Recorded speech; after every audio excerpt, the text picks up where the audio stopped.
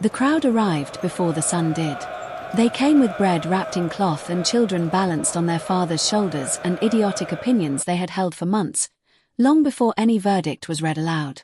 By the time the cobblestones of the Gale Yard were visible through the morning mist, there were already 300 of them pressed against the iron gate, merchants and washerwomen and clergymen and pickpockets, all united by that peculiar human hunger that dresses itself in the language of justice but is really something far older and far simpler. They wanted to watch a woman die. And this particular woman, Harriet Voss, Duchess of Selborne, convicted murderer of her elderly husband, had given them 6 months of magnificent theatre. 6 months of whispered salons and printed pamphlets and hot debate over supper tables across London. Was she simply a cold-blooded killer? How long had she been planning it? Had she smiled when she did it? The papers said yes to all three, which is to say the papers said what the papers were paid to say, and the crowd had swallowed every word. So they came early. They came hungry. And not one of them was looking at the right thing. Because, at the far end of the Gale Yard, half-shadowed beneath an archway that led to the private preparation corridor, stood a man who was looking at all of it. The crowd, the scaffold, the grey morning sky, and feeling something he had not felt in 6 years. Dread. Duke Callum Ashford did not permit himself dread. He had overseen 5 executions in his tenure as Crown Executor, each of them tidy and unremarkable, each conducted with the precision of a man who understood that ceremony was simply a form of administration and grief was simply a form of inefficiency. He had signed warrants with the same pen he used to sign land deeds, and then after, he'd sleep remarkably well. And when he would wake up, he would eat his breakfast like it was just a regular day. But this morning, he had not eaten anything at all. He told himself it was the cold. It was November after all, a sharp, biting November that turned breath to smoke and made the scaffold's timber look almost beautiful against the pale sky. He clasped his hands behind his back. He kept his face arranged in the expression that 2 decades of aristocratic training had made second nature. Attentive, composed, entirely unreadable. He watched the scaffold, staring intently at the door at the far end of the yard. He waited. When the door opened, the crowd surged forward as one body, and the sound they made was not quite a cheer and not quite a gasp but something between the two, the noise an audience makes when the stage finally fills. 2 guards emerged first, then a third, and between them, wearing the grey linen of the condemned and moving with a slowness that was not resignation but something more deliberate, was the Duchess of Selborne. Harriet was smaller than Callum had expected. He didn't know why he had expected anything at all. He had seen her twice before, once at her arraignment, and the other during the confirmation of her identity the previous afternoon. Both times she had been veiled. Both times she had kept her hands folded and her chin level and said nothing, while the world had interpreted her silence as guilt because the world almost always does. Now the veil was back in place, heavy black silk that obscured everything above her jaw, and she walked as though the sound of 300 people pressing against iron was something she had heard before and was already used to. That was the first thing that struck him as wrong. Not defiant, nor numb, but simply absent. As though the real Harriet Voss was elsewhere, and had been elsewhere for a long time, and what walked across the Gale Yard was something she had left behind like a coat on a hook. Callum watched her reach the scaffold steps. He watched her pause at the bottom, only for a breath, and in that pause, she turned her head. Not toward the crowd. Not toward the scaffold. Toward the archway where he stood. She could not have seen his face. The shadow was too deep and the distance too great and her vision was half obscured by silk. But something made her turn, and for 3 full seconds she was still, and so was he, and the crowd and the noise and the grey morning all fell away until it was just the 2 of them across a yard full of people who understood nothing. Then a guard touched her arm and she climbed the steps. And Duke Callum Ashford, who had slept through 5 executions and eaten breakfast after all of them, turned and walked away before the lever dropped. He told himself it was protocol. He told himself he had what he needed. He did not tell himself what he had actually seen, because he was not yet ready to say it aloud, not even inside his own head, where no one could hear. He had seen, as she passed beneath a lantern at the scaffold's base, the collar of her grey linen shift right up at the back, just an inch, just a moment, and beneath it, silver against pale skin, the edge of a scar. One scar that he recognized. Old, precise, and lateral. Made by something thin and controlled, by a hand that knew exactly what it was doing. He had seen that mark before. On his dead sister's body. Welcome to the Duchess drawing room, where love is always worth the scandal. If this story already has you gripped, you know what to do. Like the video, subscribe to the channel, and share this with someone who loves a dark Regency romance done right. Now let's go back to where it all truly begins. 14 hours earlier, Callum had arrived at his London townhouse on Grosvenor Square to find the execution papers laid out on his desk in the order he always requested them. Warrant first, then the court summary, then the prisoner's record, then the physician's assessment.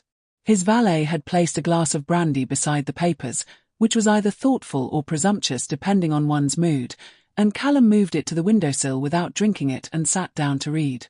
He had read the name 3 times before it settled. Harriet Voss, Duchess of Saleborn. Convicted in the death of her husband, Duke Frederick Voss of Saleborn, aged 63. Method: arsenic administered over a period of weeks, consistent with domestic access. No witnesses. No confession. Conviction returned on the weight of circumstantial evidence and the testimony of 2 physicians who had treated the Duke in his final month. And 1 judge's recommendation for the maximum penalty, signed with extraordinary haste, with a postscript that described the case as an assault upon the sacred bonds of matrimony and the natural order of society. Language that was not judicial and not necessary, and that Callum read twice with the particular stillness of a man who has noticed something he cannot yet name. He put the papers down. He picked up the brandy. He set it down again. He knew the Voss name, as everyone in London knew it. Old money, old blood, the Duke a fixture of every charitable institution that required a distinguished patron and every political dinner that required a distinguished face. Society had loved Frederick Voss the way society loves objects that behave exactly as expected. Reliably, decoratively, without demanding too much in return. His wife had been a curiosity. Younger by 30-odd years, auburn-haired. Brought out at functions with the careful presentation of a new acquisition. She had not been warm at those functions, and warmth was what was expected, so she had been described as cold. She had not laughed at the right moments, so she had been described as aloof. She had not spoken when spoken to by the wrong people, so she had been described as proud, which in a woman of modest original family was the most unforgivable thing of all. Callum had seen her once, at a winter assembly 3 years prior. He remembered thinking, not unkindly, that she had the look of someone performing a part they had been given with no rehearsal time and no option to decline. He remembered thinking nothing more than that, because she was another man's wife and the observation cost him nothing and he had moved on to the next conversation and forgotten her entirely. He had not forgotten his sister. Elspeth had died 2 years ago, in October, in her husband's house in Mayfair. The inquest had returned a verdict of accidental death, a fall on the main staircase in the small hours of the morning. The attending physician had noted bruising consistent with the fall. Her husband, Judge Roland Vane, had been understood to be inconsolable. He had worn black for 6 months.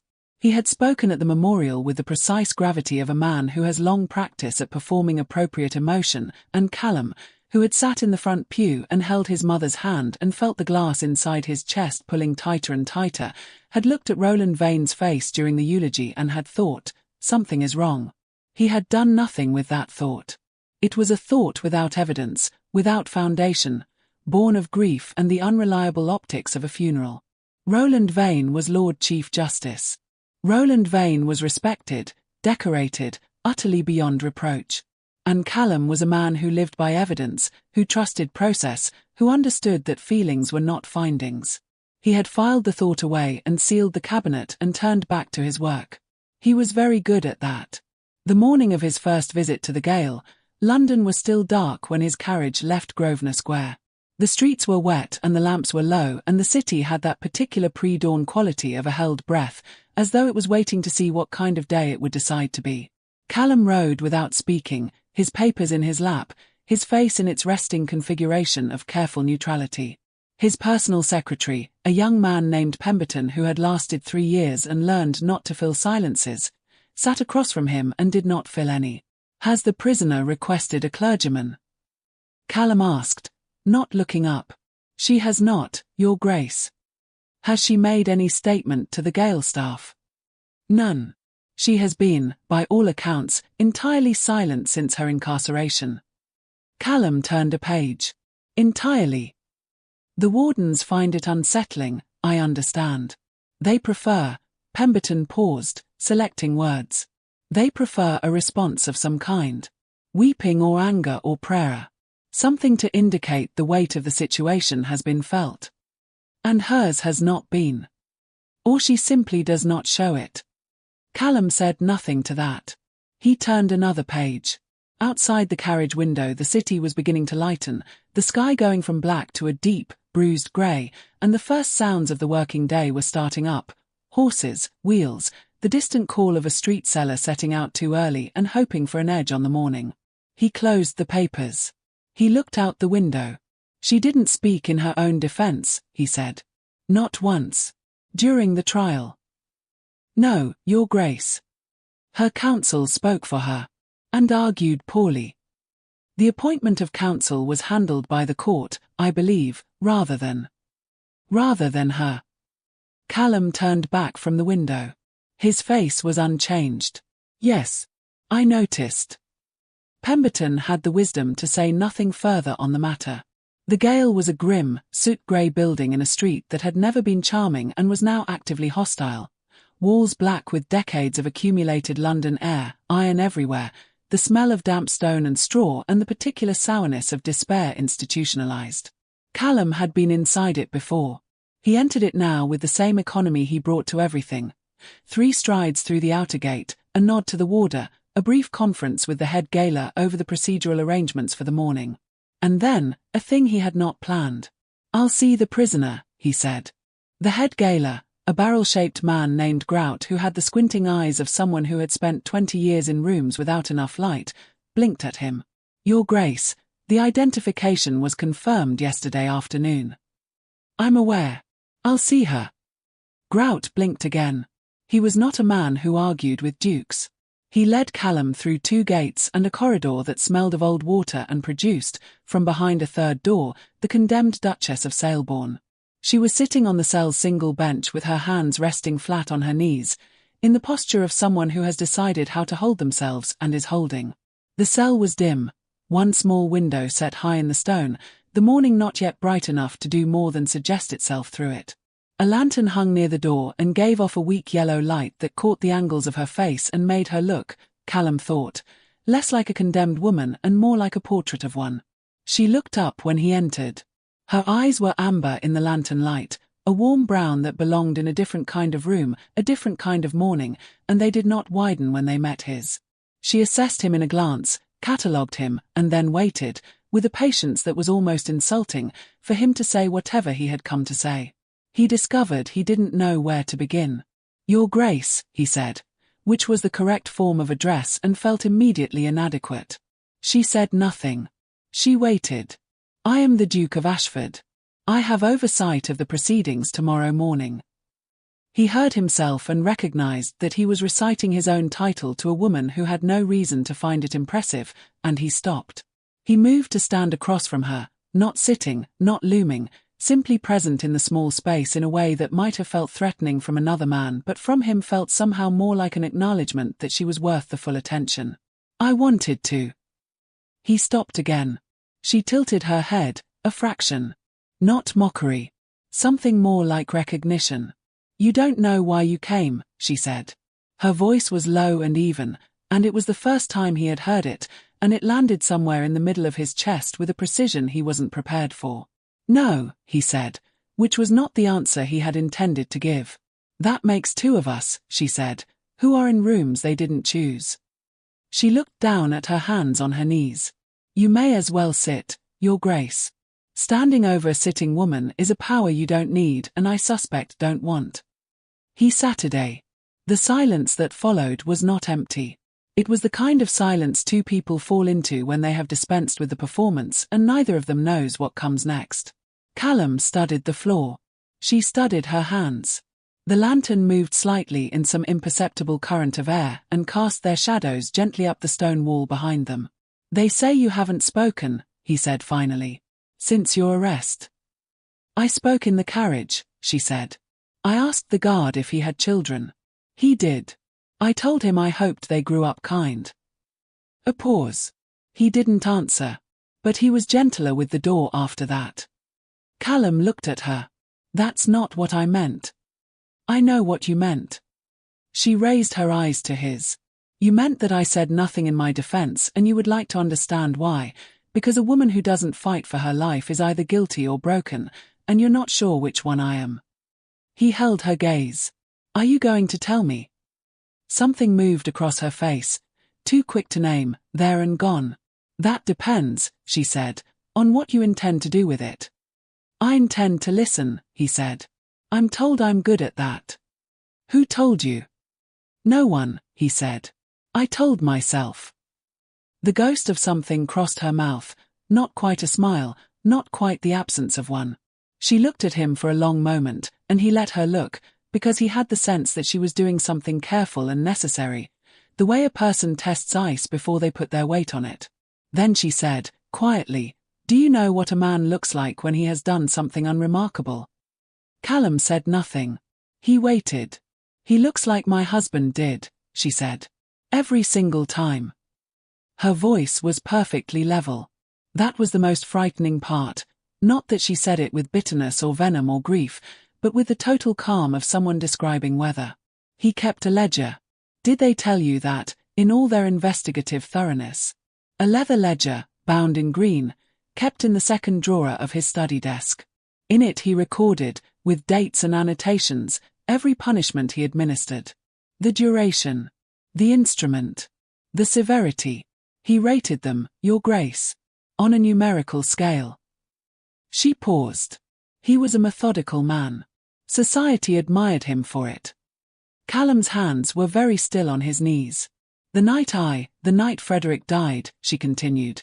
He had called me to his study and explained, with the same courtesy he used to explain everything, that he had made an arrangement. That he was transferring he used the word care. The care of me. To another gentleman.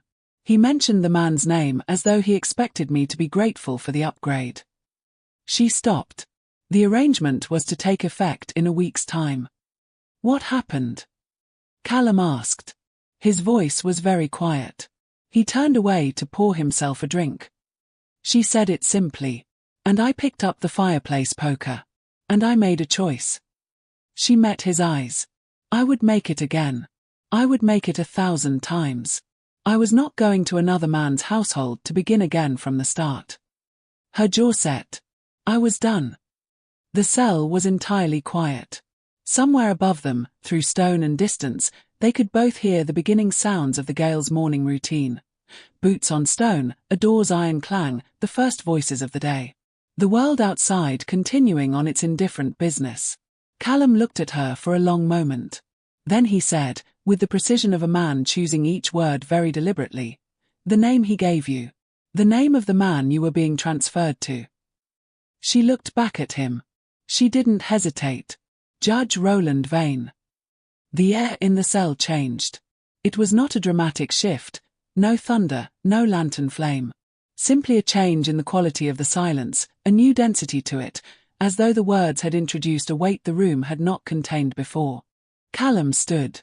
He moved to the wall, not away from her, simply upright, needing to be vertical, needing the wall at his back. He stood with his shoulders against the stone and his face turned slightly aside, and she watched him with those still amber eyes and said nothing, because she was a woman who understood the value of silence when it was someone else's turn to need it. He stood there for a long time. Then he said, "The scars on your back." A stillness. "What about them?" "I saw, when they brought you through, there was a moment," he stopped. He turned to face her fully. The upper left shoulder. The lateral mark. Her expression shifted almost imperceptibly. Something opening that had been very long closed. "You've seen it before," she said. "Not a question." "Once," he said. "On one other person." She looked at him, and the look was careful and direct and very nearly afraid, which was the first fear he had seen from her in the entire conversation, and it was not the fear of dying that put it there. "Who?" she asked. And Callum said, "Her name was Elspeth. She was my sister." The silence that followed was not empty, and it was not comfortable, and it was not like any silence either of them had sat in before. It was the silence of two people who have just discovered they were already in the same story. They simply hadn't known whose chapter they were in. Harriet Voss closed her eyes. "I knew her," she said. 3 words. Barely a breath. And the floor dropped out from under everything Callum Ashford had believed about the last 2 years of his life. Nobody told her. That was the part she would turn over in her mind for months afterward. The way the not knowing sat in the body differently from knowing. She had gone to sleep on the cell's stone bench expecting to die in the morning, and the decision had settled into her bones like cold water, and she had found, to her own faint surprise, that she was not afraid. Afraid was something she had used up. Afraid was a currency she had spent in 6 years of marriage to Frederick Voss, spent in such quantities and for such poor return that by the end she had simply stopped carrying it. She was not afraid of dying. She was afraid, and this was the thought she held through the dark hours, turning it over, examining it from every angle, that dying would mean no one ever knew. That the ledger in Frederick's second drawer would be found by a solicitor, catalogued with the rest of the estate, destroyed or locked away without a second glance. That the circle would continue. That the women inside it would continue. That Elspeth's death would remain, in the record of history, an accident on a staircase. That was what kept her awake. Not the scaffold. The silence after. So when the door of her cell opened at 3:30 in the morning, and it was not the night warden but the Duke of Ashford who stepped through it.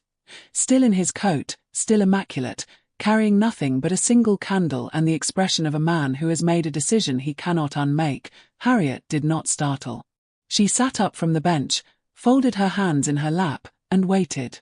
He set the candle on the floor between them. He crouched down so that they were at eye level. He looked at her with those pale grey eyes that gave nothing away and everything away simultaneously, and he said, without preamble, "I need to ask you some questions. They will seem strange. You need to answer them honestly, and you need to do it quickly, because I have approximately 2 hours." 2 hours for what? She asked. Answer the questions first. She studied him. Whatever she found in his face satisfied something, because she nodded once. Go on. Your height. She blinked. Of everything she had expected, 5 feet and 3 inches. Your hair, in low light.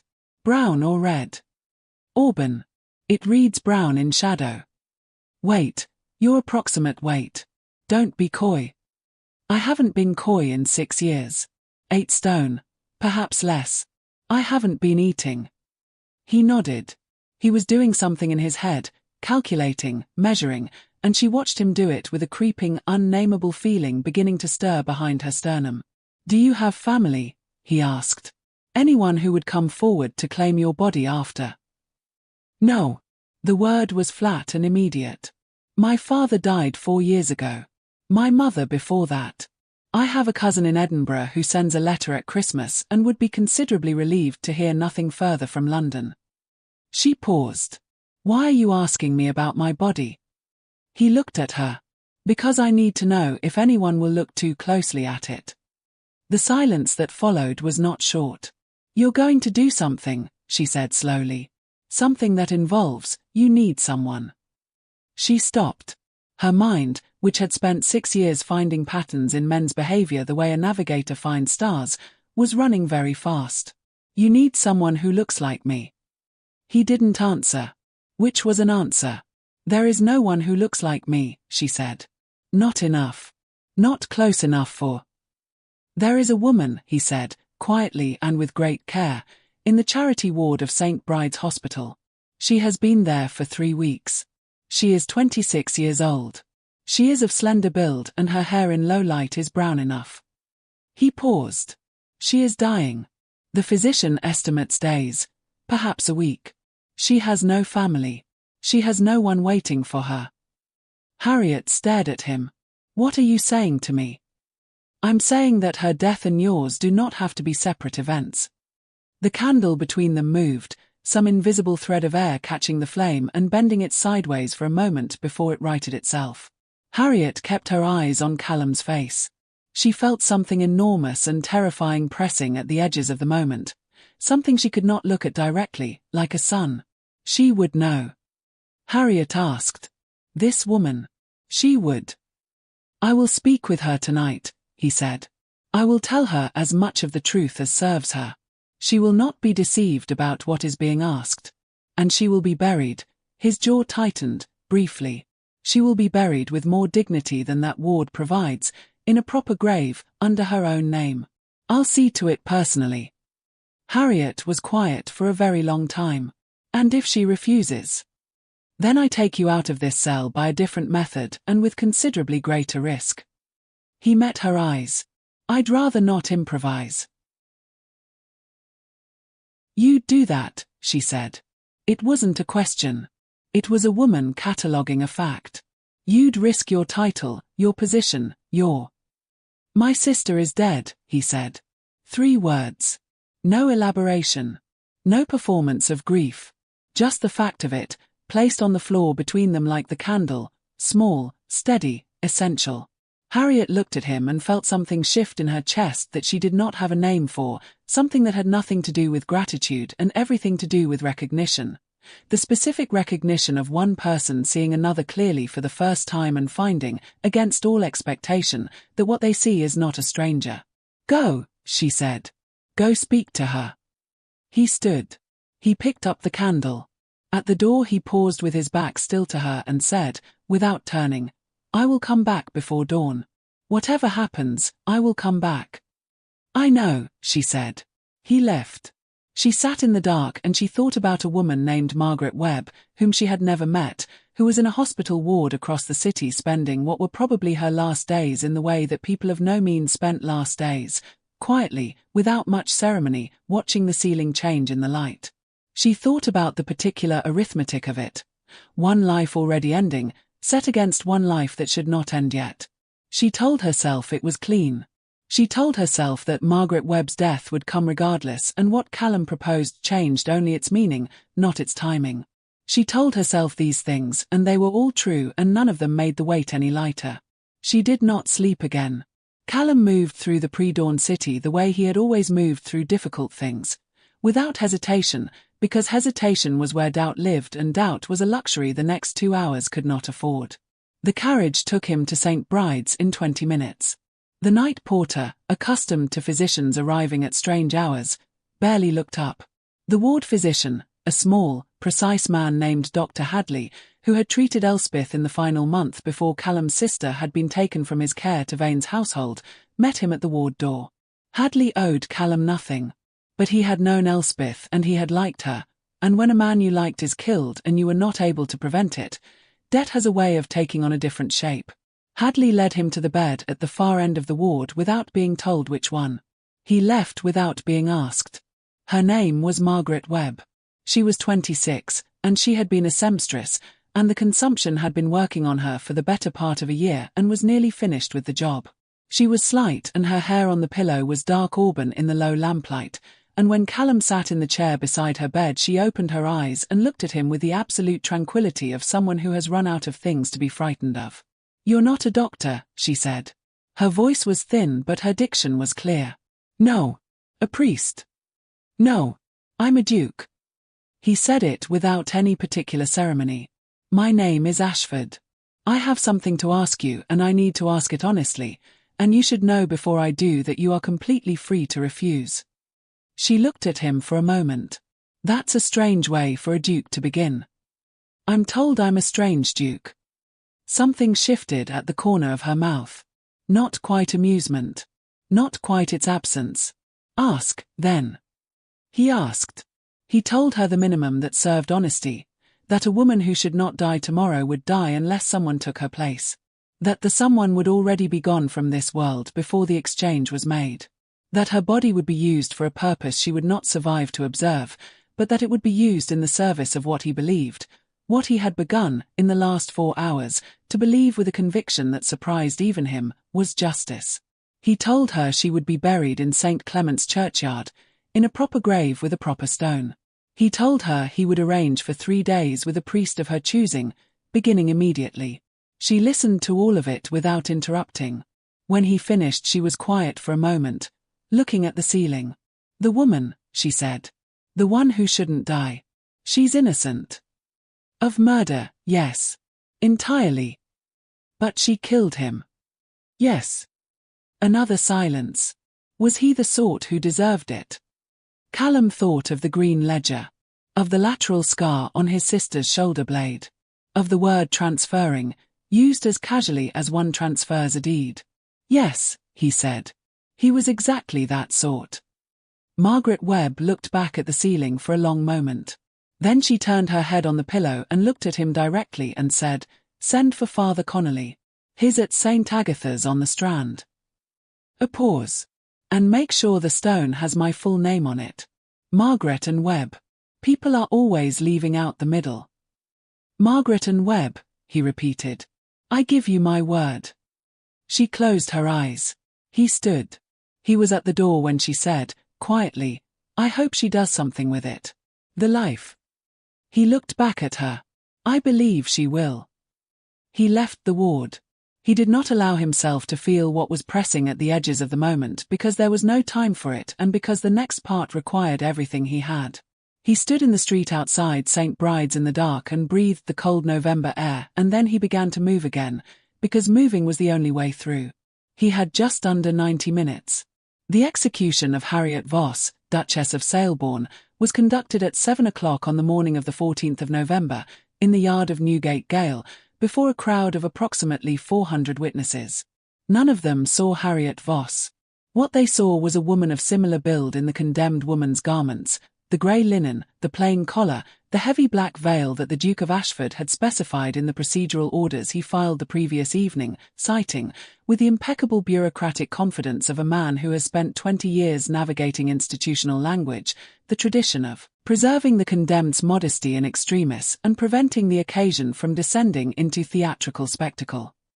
He had used the word theatrical. He had underlined tradition.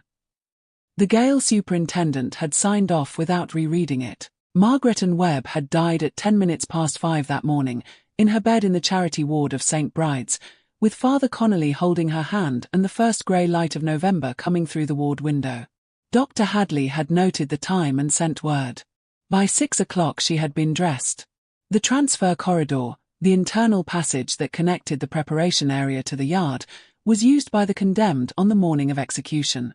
Callum had arranged for the Duchess to be held in a room off a secondary corridor, a storage room repurposed with a chair and a lantern and a guard whose loyalty was not to the Gaol and who had been given instructions that consisted of 3 sentences and a sum of money that represented 6 months of his ordinary wage. The body was brought in separately. The guard at the preparation room door was told that the prisoner had requested a moment of privacy. He gave it. The door closed. When it opened again, a veiled woman in grey walked out and was accompanied to the yard, and the guard, who had not looked closely, because looking closely at condemned women was a thing you learned not to do in his profession, fell into step behind her. Harriet was in the storage room. She heard the door close. She heard the footsteps recede down the corridor. She heard the distant sound of the yard gate opening, the change in the crowd noise as the figure appeared at the top of the scaffold steps, the settling hush that falls when 300 people stop talking simultaneously because the thing they came to see is about to happen. She pressed her back against the stone wall. She had told herself she would not listen. She had known, from the moment Callum had left her cell in the dark, that there would be this moment, this particular 60 seconds that she could not avoid and could not prepare for, and that no version of gratitude or reason or arithmetic would make bearable. She listened anyway. The crowd went very quiet. And then, brief, efficient, merciful in its speed, it was over. The sound the crowd made was not a cheer. It was more of an exhalation, collective, almost involuntary, the sound of 400 people releasing something they had been holding since they arrived. It lasted only a moment and then dissolved into talk, into the ordinary noise of a crowd dispersing, people turning to their neighbours and beginning the first iteration of the story they would tell for years. Harriet stood in the storage room and breathed. In and out. In and out. Her hands were flat against the wall behind her and the stone was cold and she focused on that, the specific cold of it, the texture, the solidity, because it was the only thing in the room that was entirely real. Margaret and Webb. The name arrived in her chest with a weight that nothing had prepared her for. Not guilt. Guilt was too small a word, too easy, too moral. This was something larger. The understanding that she was standing in a room, breathing, with a heartbeat and a future, because someone who had never heard her name had agreed to give the one thing she had left to give so that a stranger might keep theirs. She did not cry. She had learned not to, the way you learn most things in a bad marriage. Not because you decide to, but because eventually the decision is made for you by the body, which runs out of the capacity for certain responses and reallocates the energy elsewhere. She pressed the name into the wall of her memory like a seal into wax, in the place where things go that you have decided you will never let yourself forget. And then she straightened. And she breathed again. And she waited. The carriage that took her out of London was unremarkable by design, a plain black travelling coach with no crest on the door, hired from a livery stable in Southwark and driven by a man who had been told a destination and a departure time and nothing else. Harriet sat inside it under a travelling cloak 3 sizes too large, the hood pulled forward, watching the city pass through the window gap as London slowly thinned from dense streets to wider ones to the first suggestions of countryside. No one stopped them. This was the thing that struck her, the staggering ordinariness of it. A coach on a morning road. The city going about its business. Somewhere behind her, 400 people were dispersing from a gale yard, going home to their bread and their children and their satisfied sense of justice rendered. No one was looking at a plain black coach heading south. No one was looking for a dead woman. She was dead to the world. She turned this over carefully. There was something almost vertiginous about it. Not freedom, exactly, not yet, but the precondition of freedom. A blank page. A name that no longer existed in any ledger that meant her harm. She was nobody. She was unlocatable. She was, for the first time in a very long time, completely alone in a situation that was entirely her own. She found, to her own surprise, that she was not frightened by that. The coach delivered her at dusk to a manor house in Surrey, smaller than Saleborn, set back from the road behind an avenue of bare-limbed oak trees that in November looked like something from a fever dream, all reaching dark branches against a pewter sky. A housekeeper met her at the door, a woman of 50-odd who had the manner of someone who had been told just enough and had decided that just enough was plenty, and showed her to rooms on the upper floor that smelled of beeswax and old wood and, faintly, lavender. Clean sheets. A fire already lit. A supper tray on the table by the window. Harriet stood in the middle of the room for a moment and simply looked at all of it. Then she sat down on the edge of the bed and she pressed her palms to her thighs and she let herself, just for a moment, stop holding everything up. She ate the supper. She slept for 11 hours.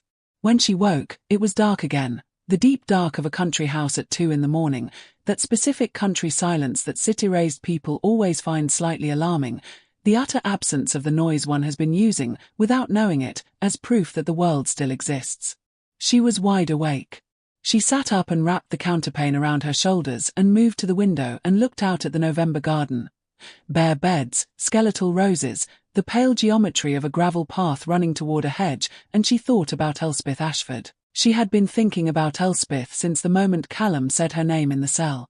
She had spent the hours since trying to decide what she was going to tell him, and how much, and in what order, and whether he was a man who could receive certain truths without shattering in a direction that became dangerous to others. She had looked at him long and carefully over 2 days, and her assessment was this: he was a man who had been keeping himself together through the exercise of pure will for a very long time. The grief was old and compressed, the way coal is compressed, dense, dark, and capable, under the right conditions, of tremendous heat. She was going to tell him things that would apply exactly those conditions. She was still sitting at the window when she heard the carriage on the road. He knocked on the door of the room at 2:30 in the morning. She said come in before the second knock. He looked, for the first time since she had known him, which was 3 days, an eternity, a completely different life ago, as though he had been somewhere that cost him something. His coat was road-dusted. His jaw was set. His eyes were the same pale grey, but there was something behind them now, something that had not been there before, a new specific quality of alertness that she recognized because she had worn it herself, the alertness of a person who has committed to something irreversible and is now living inside the consequences. She was still wrapped in the counterpane in the chair by the window. She did not stand. She looked at him and said, simply, "It worked." "It worked," he confirmed. He crossed to the other chair, the one near the fireplace, where the last of the evening's fire had gone to embers, and he sat, and he did something she had not seen him do before. He put his elbows on his knees and his face in his hands, and he stayed there for a moment. Not long. 10 seconds, perhaps. Then he straightened, and the face was back, and he looked at her across the room. "The burial is arranged," he said. "St. Clement's, tomorrow afternoon. Father Connolly will officiate. The stone has been commissioned." A pause. Margaret and Webb. Full name. As promised. Harriet felt the name land in her chest like a stone in still water. She nodded once. "The official record shows an execution completed without incident," he continued. "The body was released to my authority for burial, per the orders I filed. No family came forward. It will not be revisited." "And you?" she asked. He looked at her. "What about me?" "You've committed treason. Roughly speaking." Something moved across his mouth, not quite a smile, the way a reflection in disturbed water is not quite the thing it reflects. "Roughly speaking," he agreed. "Does it?" She stopped. She tried again. "Does that cost you anything? In here?" She pressed 2 fingers against her sternum, briefly, and looked away. "Ask me something harder," he said. She looked back at him. "All right." She unwrapped her hands from the counterpane, set them flat on her knees in the posture she always used when she needed to be precise. "I need to tell you about Elspeth. The parts one didn't say in the cell." The firelight caught the change in his face, a small, almost invisible bracing, the way a person sets their feet before absorbing a blow they know is coming. "Tell me," he said. "She wasn't only a victim," Harriet said. "I need you to understand that first, before anything else I say. She was the least passive person I have ever met. She paused, and in the pause there was something that was neither grief nor admiration but the specific combination of both that only exists when you are talking about someone who deserved far more time than they received. She was hunting them. She had been hunting them for over a year before she died." Callum was very still. "She knew about the circle," Harriet said. "She had names. She had dates. She had the language they used in the initiations, the specific terminology, things no one outside the membership would know.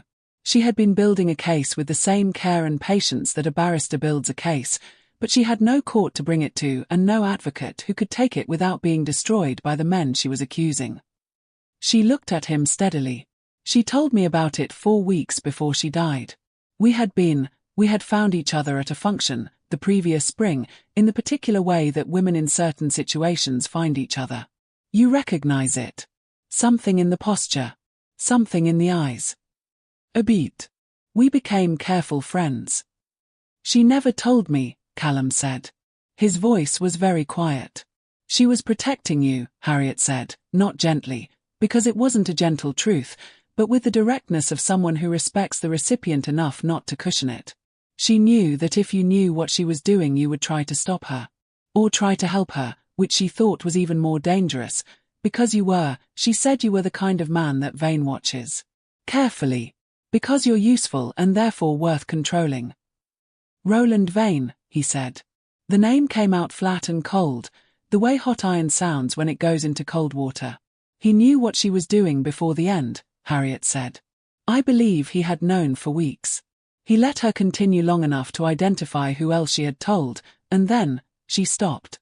I'm sorry for how I have to say this." "Say it." "The staircase was not an accident."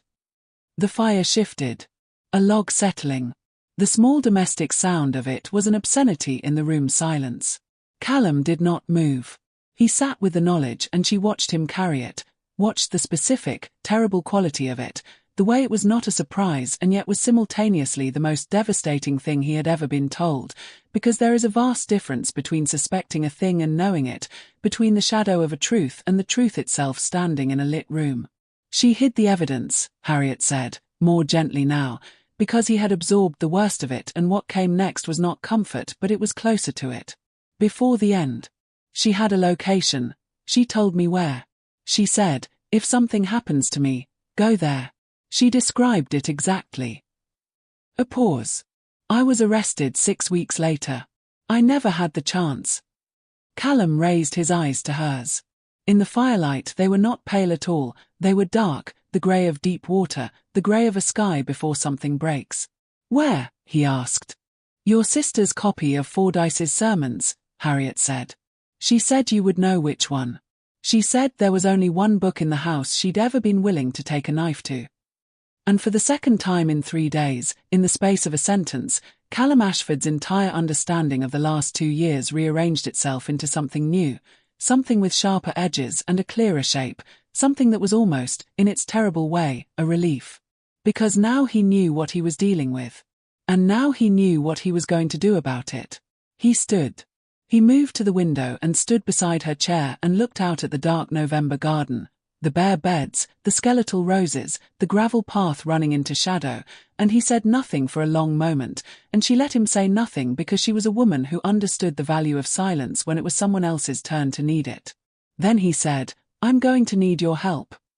She looked up at him from the chair. I know, she said. I've been waiting for you to figure that out. He looked down at her. Something crossed his face, something that was not part of the calculation, that had nothing to do with Elspeth or the circle or the evidence hidden in a hollowed book. Something he didn't examine too closely, because the hour was late and the situation was precarious and there would be time, later, to examine things. Or perhaps there wouldn't.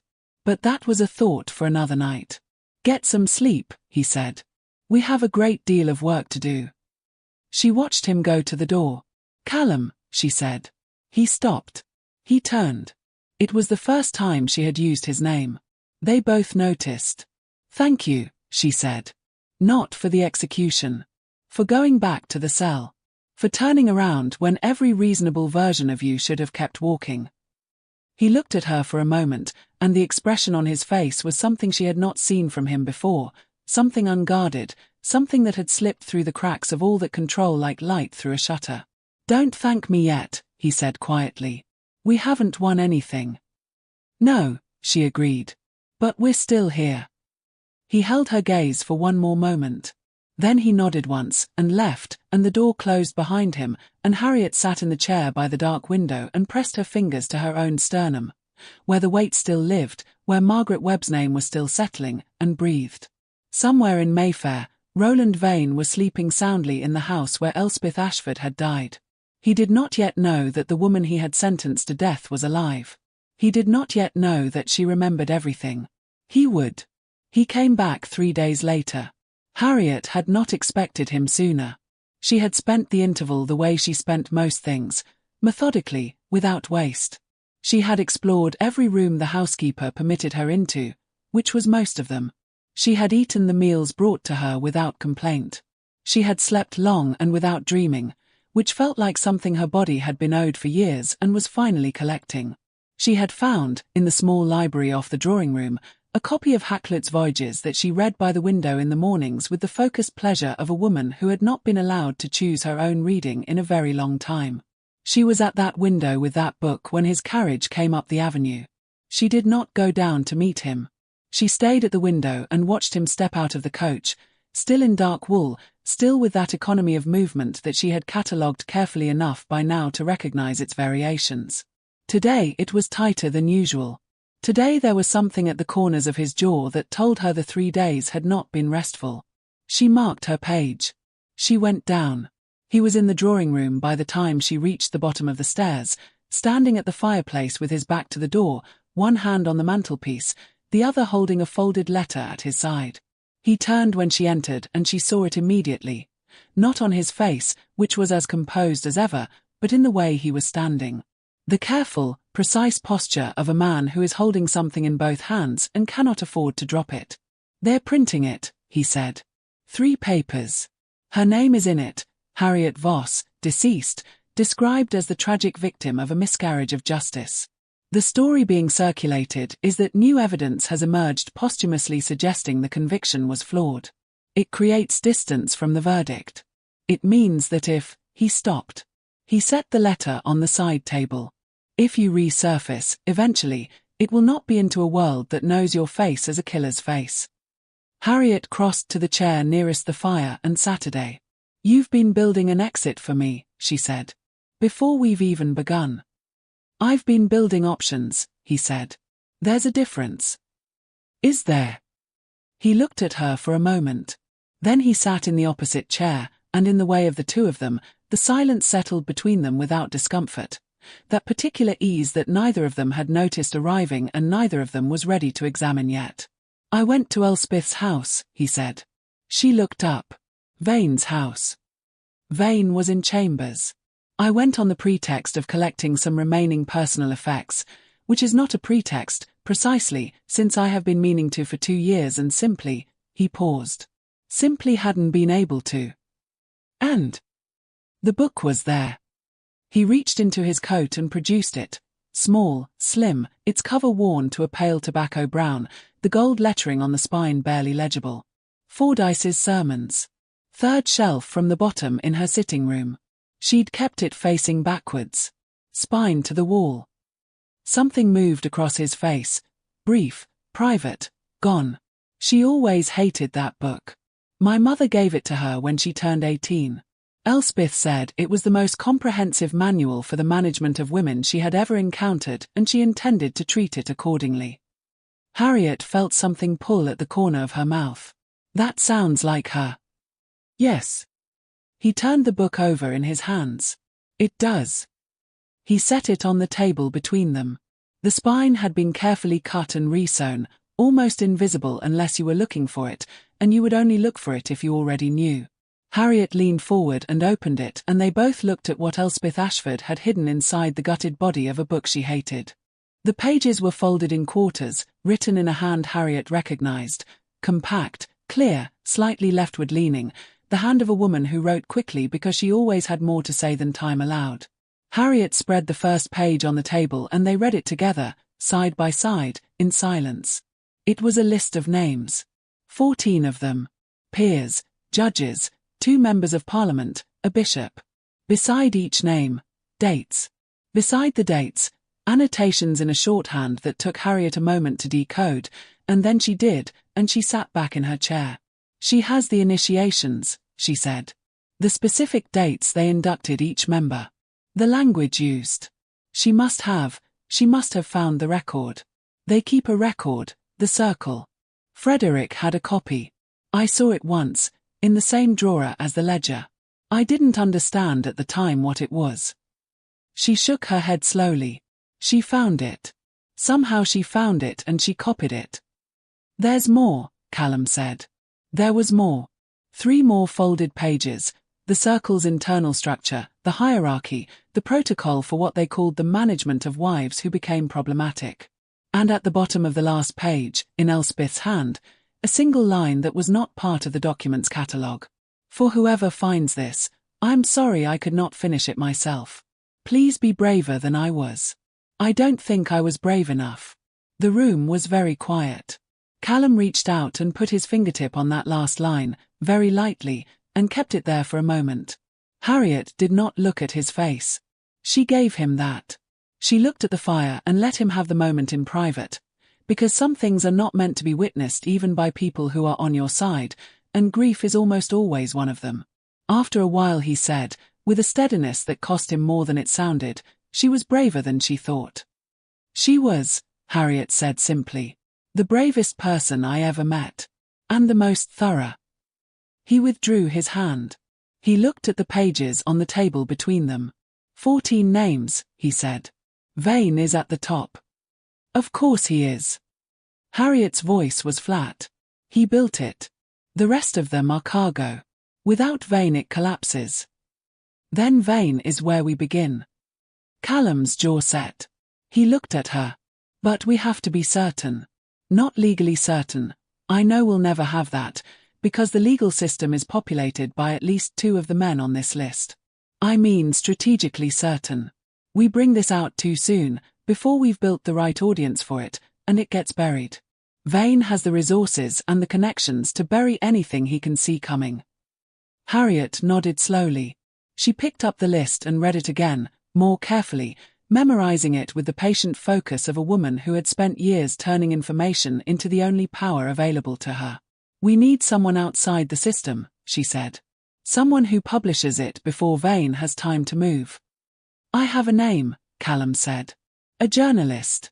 He's published against the peerage before, he's careful and he's stubborn, and he has a particular taste for stories that powerful men would rather weren't told. I've met him twice. I don't like him especially, but I respect what he does. Liking is overrated, Harriet said. Something shifted in the air between them.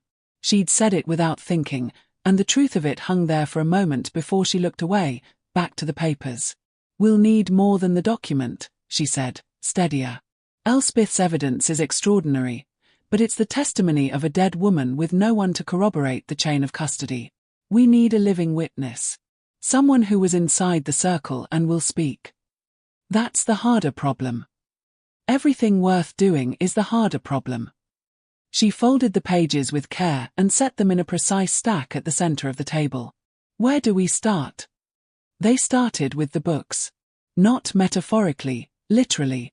Frederick Voss's estate had been frozen pending the resolution of various legal challenges to the will, which meant the house on Park Lane was still locked, still staffed by a skeleton household, and still holding every ledger, letter, and record that Frederick had accumulated in 30 years of membership in the circle.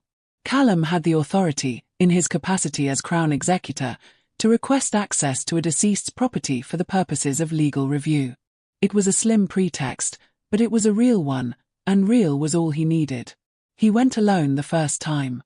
He told Harriet he would bring back everything relevant, and she told him that was not acceptable. I know where the second drawer is, she said, from across the Surrey drawing room where they had been working for 4 days now, the table between them covered in Elspeth's pages and Callum's own notes and 2 empty teacups that neither of them had moved. I know which ledger. I know the cipher he used in the annotations. You'll be looking for an hour at things I could identify in 30 seconds. You are, as far as London is concerned, dead, he said. Then I'll stay dead while I'm in the carriage. She looked at him evenly. I'm not sitting in Surrey reading Hakluyt while you rifle through my former husband's study, Callum. That house was my prison for 4 years. I have more right to what's in it than anyone. He held her gaze for a moment.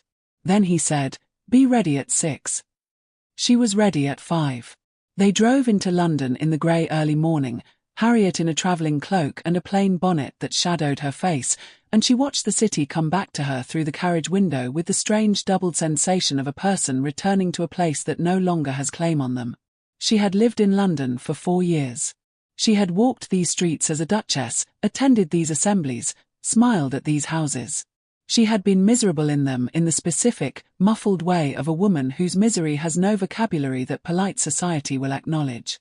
Now she was nobody. Now she was dead. And the city looked, from inside her death, almost beautiful.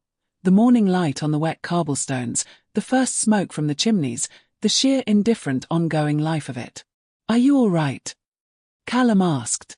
She turned from the window. He was watching her with the focused attentiveness that she had learned was his version of concern. Not demonstrative, not intrusive, just present. She found she didn't mind it.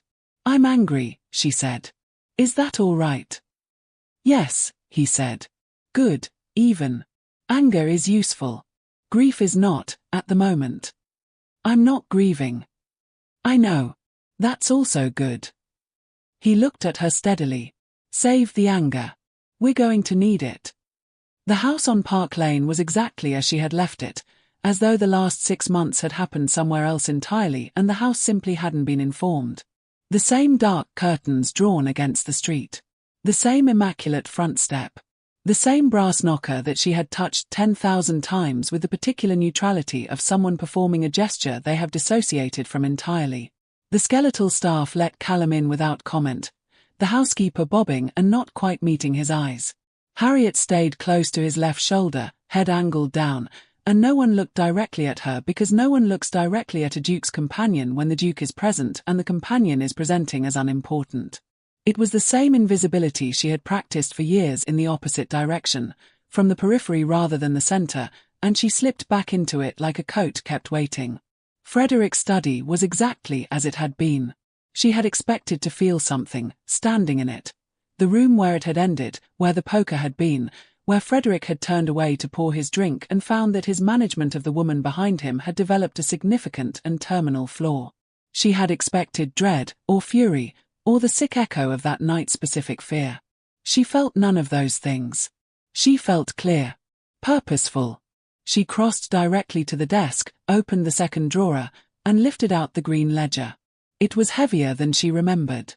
She set it on the desk and opened it, and Callum stood beside her, and they read Frederick Voss's neat, methodical handwriting together in silence, the dates, the annotations, the numerical ratings, and she did not flinch because she had decided she was done flinching, and she felt Callum go very still beside her in a way that told her more about his interior state than any words could have, and she appreciated that he didn't try to say anything. There was a second ledger beneath the first. Thinner, older. This one she hadn't known about. She opened it and scanned the first page, and then she looked up at Callum. "This is the Circle's membership record," she said quietly. "The original. This is what Elspeth found and copied." He took it from her hands, carefully. He turned the pages. His face was the face he wore when he was processing something enormous at high speed, and she had learned to let him do it, to wait without filling the silence. "Vane's signature is in here," he said. "On the founding charter. 1809. He was 27. A pause. Frederick was 26. Another pause. The third signature. He turned the ledger toward her. She looked at the name. She closed her eyes for 1 second. Opened them. "The Bishop of Kensington," she said. "The bishop who presided over Elspeth's funeral," Callum said. The study was very quiet. Through the window, muffled by glass and distance, London continued its mourning. Carts, hooves, voices, the whole oblivious machinery of the ordinary world. "We take everything," Harriet said. They worked for 3 weeks. The Surrey house became something neither of them had a name for, not quite a war room, not quite a home, not quite the domestic arrangement that the housekeeper clearly thought it was and had diplomatically stopped commenting on. The table in the drawing room disappeared entirely under paper. They developed a system without deciding to, Callum cross-referencing dates against parliamentary records and court registers he had access to through his official capacity, Harriet decoding the annotations in the ledgers and building a chronology in her precise, rapid hand, both of them moving around each other in the small space with a fluency that had crept up on both of them while they weren't paying attention. On the 4th day she found a discrepancy in the dates and told him across the table without looking up. He leaned over to see. Their shoulders touched. Neither of them moved away. On the 8th day he brought supper from the kitchen himself rather than wait for the housekeeper, and she looked up from the papers to find him setting a bowl of soup beside her elbow with the focus of a man who is being careful not to disturb a working surface, and she said, simply, "Thank you," and he said, "Don't let it get cold." And neither of them remarked on the fact that there were perfectly good chairs on the other side of the table and he had pulled his to her side. On the 12th day it rained without stopping, the kind of November rain that makes the world outside the window look painted, and they moved from the drawing room to the smaller sitting room where the fireplace was better, and she read aloud from Elspeth's notes while he wrote, and she had been speaking for 20 minutes before she noticed that he wasn't writing anymore, that he was simply sitting with the pen in his hand, listening to his sister's words in another woman's voice, and she kept reading, steadily, carefully, giving him that. On the 15th day she laughed. It wasn't much, a short, surprised sound, quickly suppressed, provoked by a line in one of Frederick's own letters that was so breathtakingly pompous that her body responded before her control could catch it. She pressed her fingers to her mouth immediately, the old reflex, the one that said laughter was a thing that drew attention and attention was dangerous. Callum looked up. "Nothing," she said. "I'm sorry." "Don't be." He was looking at her with an expression she hadn't seen from him before. Open, unhurried, something that was not quite wonder but adjacent to it. What was it? She held out the letter. He read it.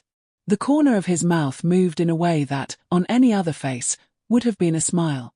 On his it was more restrained, but it was real, and she found she was watching it with more attention than the situation strictly required. He really was a pompous man, Callum said. An extraordinary one, she agreed. I've met self-important people before, but Frederick had a structural commitment to it. An architectural pomposity. Architectural, he repeated. Load-bearing, she said. Remove it and the whole self collapses. He looked at her for a moment, and there was something in his face, that quality of light through a shutter, the thing she'd glimpsed on the night of her execution and hadn't been able to look at directly since, and then he looked back at the papers, and she did too, and they worked for another 2 hours in a silence that felt, for the first time, less like the absence of something and more like the presence of it. She told herself it was proximity. She told herself it was the particular intimacy of shared purpose, of two people pointed at the same thing for the same reasons. She told herself it was temporary and conditional and that she was a woman who had been imprisoned in one relationship already and had approximately no business constructing another one in the rubble of the first. She told herself all of this with great conviction at midnight on the 15th day. By the 16th day she had stopped telling herself anything at all. The contact with the journalist was Callum's arrangement, and he made it carefully. A message sent through an intermediary, a meeting suggested at a private address in Bloomsbury, no names on paper. The journalist's name was Edmund Hatch, and he arrived on a grey Tuesday morning looking exactly like a man who had been in the business of inconveniencing powerful people for 2 decades, and had made a particular peace with the professional hazards that entailed. He was 40-something, lean, with a perpetual slight squint of someone who spends too many hours in bad light, and he looked at Harriet, introduced as a material witness without further specification, with the particular alert attention of a person who is very good at recognizing when he is not being told something. "You're the witness," he said to her, after Callum had laid the first 2 pages of evidence on the table between them. "You were inside this." "Yes," she said. "You have first-hand knowledge of the membership and the practices." "Yes." He looked at her steadily. "You understand that if I publish, they will attempt to identify you. And that identification will not be comfortable." "I understand," she said. "Publish anyway." He looked at the papers. He read carefully, without speaking, for a long time. Callum sat still. Harriet sat still. The only sound in the room was the rain on the window and the occasional turn of a page. Finally Hatch set the papers down. He looked at Callum. "The founding charter," he said. "The bishop's signature. You understand what this does to the church's relationship with the judiciary?" "I understand it perfectly," Callum said. "You understand that Vane will come after you personally. He's already watching me. There's very little distance to travel." Hatch looked at the papers again. He had the look of a man examining a very beautiful, very dangerous object. "I'll need a week to verify the documentary chain independently. And I'll need one other corroborating source, someone who isn't either of you." "We're working on that," Harriet said. He looked at her sharply. "How close?" She thought of something she hadn't told Callum yet. Something she'd been turning over for a week, since she'd found the name at the bottom of Elspeth's second page, a name she recognized, a woman she'd met twice at functions during her marriage, a woman whose husband was on the list but whose own position in the household had a particular quality that Harriet now understood in a way she hadn't before. A woman who was still alive. A woman who had, at a winter assembly 3 years ago, pressed Harriet's hand in parting with a grip that was too firm and too long to be social, that had said something in the language women in certain situations have always spoken to each other without words. "Close enough," Harriet said. "Give me the week." She told Callum about the woman that evening. Her name was Lady Cecily Marsh, wife of Lord Aldous Marsh, whose signature was on the founding charter's 3rd page. She was 31. She had 2 children. She had, according to the gossip columns that Harriet had occasionally been forced to read during her marriage, a reputation for quiet charitable work and an unfortunate tendency to appear at public functions with bruises that her lady's maid described, each time, as the result of clumsiness on the stairs. The stairs. Always the stairs. Callum listened to all of this from across the drawing-room table. When Harriet finished, he said, "You want to approach her?" "Yes. She'll be watched. If Marsh has any reason to suspect the circle is under threat." "She won't be watched at a ladies' charitable committee meeting," Harriet said. "Those happen every other Thursday at a house in Kensington. I know because I attended 4 of them and they are aggressively normal. Hat collections, linens for the hospital wards, that sort of thing. Marsh never attended. He found it beneath his interest." She paused. He is precisely the kind of man who finds his wife's activities beneath his interest, which means she has 37 minutes of a Thursday afternoon in which no one is measuring what she does. Callum looked at her for a long moment. You've already planned this. I've been thinking about it for a week. You were going to do it without telling me. I was going to tell you first. She held his gaze. I'm telling you now. Because you need the courage. Because you deserve to know, she said, simply and directly, in the way she had begun to speak to him that he had not yet decided how to receive, the way of someone who has decided you are worth the truth without embellishment. And yes, I need the courage. He held her gaze for another moment, and she watched something work its way through his expression. The reflex to argue, the recognition that the argument had already lost, and underneath both of those things, something quieter, something that had been there for days and was getting harder to pretend wasn't. He looked away first. Thursday, he said. I'll drive you myself. You're a duke, she said. Dukes don't drive. This one does, he said, when the passenger needs not to be seen by a coachman who might talk. He stood and gathered the papers on his side of the table into their folder with practiced efficiency. Get some sleep, Harriet. She watched him move to the door. Callum.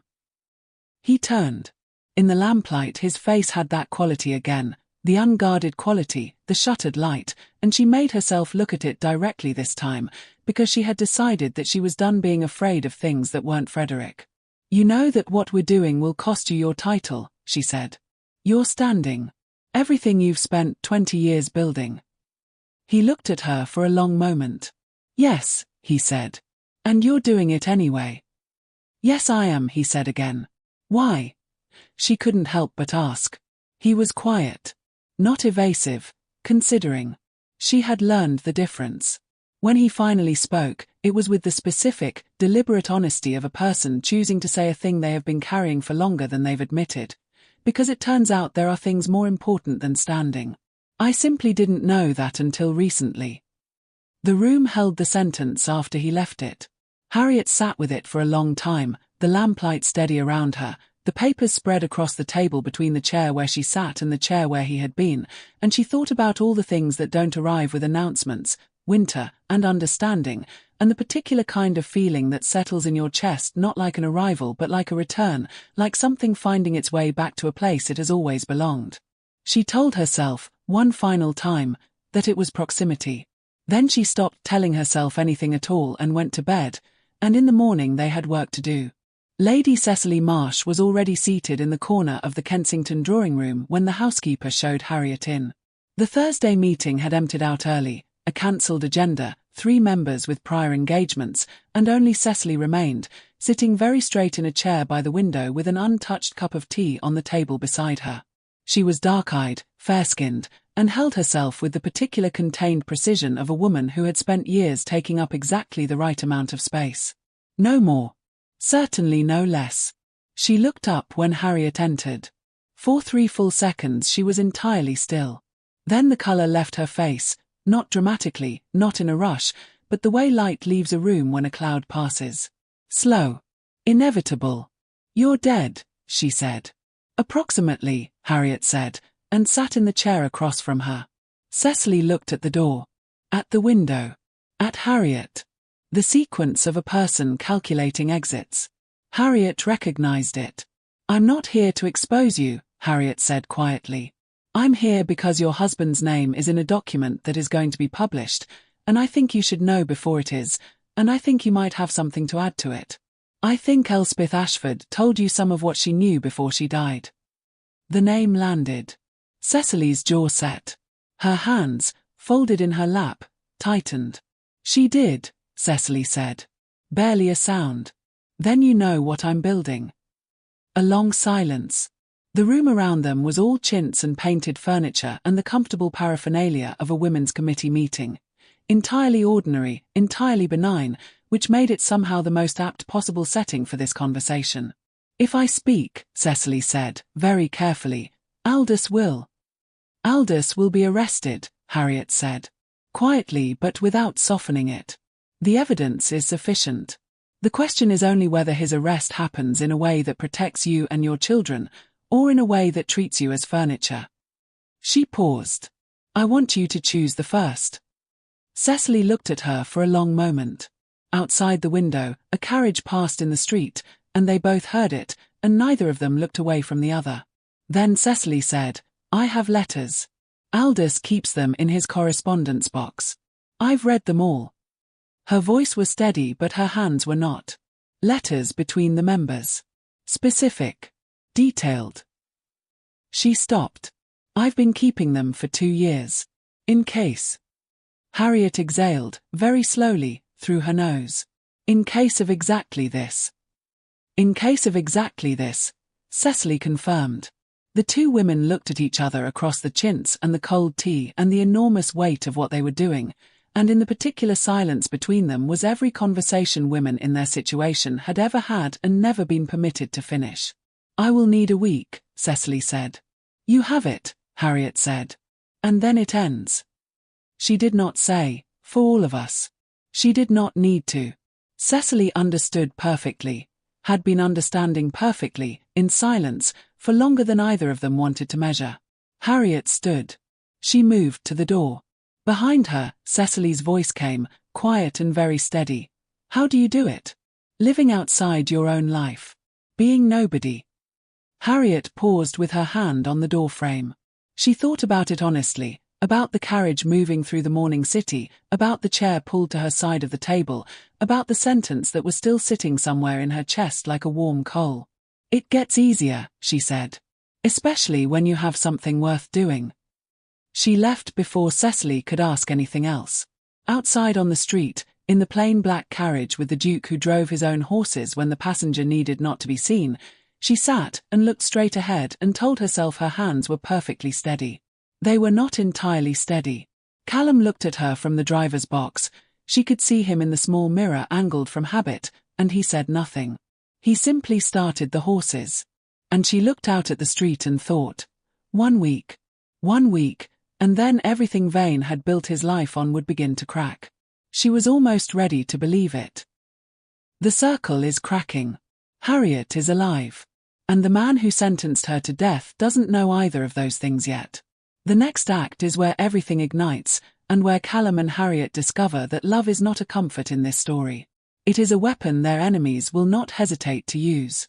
If this story has its hooks in you, like, subscribe, and leave a comment telling us, do you trust Callum yet? Because Harriet is still deciding. The letter from Vane arrived on a Wednesday. It was addressed to Callum's London townhouse, delivered by private messenger at 10:30 in the morning, and it sat on his desk for 40 minutes before he opened it because he recognized the handwriting on the seal and he needed 40 minutes to be certain he was in the right frame of mind to read it without doing something irreversible. He had been in London for 2 days. He came back to the city every few days. He had to, because a duke who vanished entirely from his own affairs creates questions, and questions were the one thing they could not afford. He attended his club. He appeared at one parliamentary session. He signed papers. He had dinner with 2 men he had known for 15 years and who sat across the table from him and talked about the Voss execution with the comfortable certainty of people who believe completely in the verdict they helped engineer. And Callum had listened and eaten his lamb and said, at precisely the right moments, precisely the right things, and felt the inside of his chest turn to stone. He opened the letter. It was short. 7 sentences. The language was entirely cordial, the language of an old acquaintance extending an invitation, suggesting that it had been too long since they had spoken properly, that he hoped Callum was keeping well in what must be a demanding period, that he would be hosting a small dinner on Friday week and hoped very much that Callum might attend. The postscript, added in a slightly different ink as though it were an afterthought, which it absolutely was not, read, I understand you have been spending considerable time at your Surrey property. I do hope the country air is agreeing with you. It can be so restorative to have companionship in these quieter places. Callum read the postscript 3 times. Then he folded the letter, placed it in the inside breast pocket of his coat, and sat very still for a moment, looking at the wall. Vane knew. Or suspected. The distinction mattered less than the fact that Vane was telling him he knew, which meant Vane was making a move, not a final move, not yet, but a positioning move, the kind a chess player makes not to take a piece but to let the opponent know the piece is seen. He was across the room and at his writing desk before the thought had finished forming, his pen already moving. He wrote to Harriet first. Brief, encoded in the system they had developed, a domestic correspondence about property matters that said, between its lines, with precision, do not leave the house. Do not send any letters. Wait for me. I am coming tomorrow. Then he wrote a second letter. To Vane. He accepted the dinner invitation with great warmth and the expressed hope that they might find a moment to speak privately, as he had some matters he had been meaning to raise regarding the management of certain legal affairs. He used the same cordial language, the same light register, the same precise performance of a man with nothing to hide. He sent both letters and then he went to stand at the window and look out at Grosvenor Square, where the November afternoon was doing its indifferent best with the light it had been given, and he thought about what Vane's message actually meant. It meant that someone had talked. Not Harriet. She had barely left the house. Not the guard from the Gale, who had been paid generously enough and understood enough of the situation to stay very quiet. Possibly the housekeeper, who knew nothing useful. More likely someone who had seen the carriage on the road to Surrey one too many times, or a servant in the Park Lane house who had noticed the missing ledgers, or simply the network of eyes that a man like Vane maintained across a city as a matter of professional routine. It also meant that Vane did not yet know who Harriet was. If he had known, if he had connected the woman in Surrey to the dead Duchess, the letter would not have been an invitation to dinner. The letter would have been something else entirely. They had time. Not much. But some. He left for Surrey before dawn. She was already awake when he arrived. He had half expected this, had come to understand, over the weeks, that Harriet slept in short concentrated bursts like a soldier on campaign, and that her version of a late morning was 6 o'clock. She was in the library, not with Hakluyt this time but with the papers, Elspeth's notes spread across the reading table, her own additions in the margins in that rapid, leftward hand, and she looked up when he came through the door with the expression of a woman who has been waiting for news and has been using the wait productively. He told her about the letter. He told her everything, the postscript, the implication, the timeline as he understood it. He stood at the reading table and laid it out with the same precision he would use in a military briefing, because that was what the situation was, and dressing it in softer language would not help either of them. She listened without interrupting. She was very still, in the particular way that meant she was not calm but had decided to function as if she were. When he finished, she looked down at the papers for a moment. Then she said, "How long do you think we have before he moves from implication to action?" "If I attend the dinner and perform well, 2 weeks. Perhaps 3. "That's enough time," she said. Cecily's letters. She sent word this morning. Harriet met his eyes. She has them. She wants to meet. That was fast.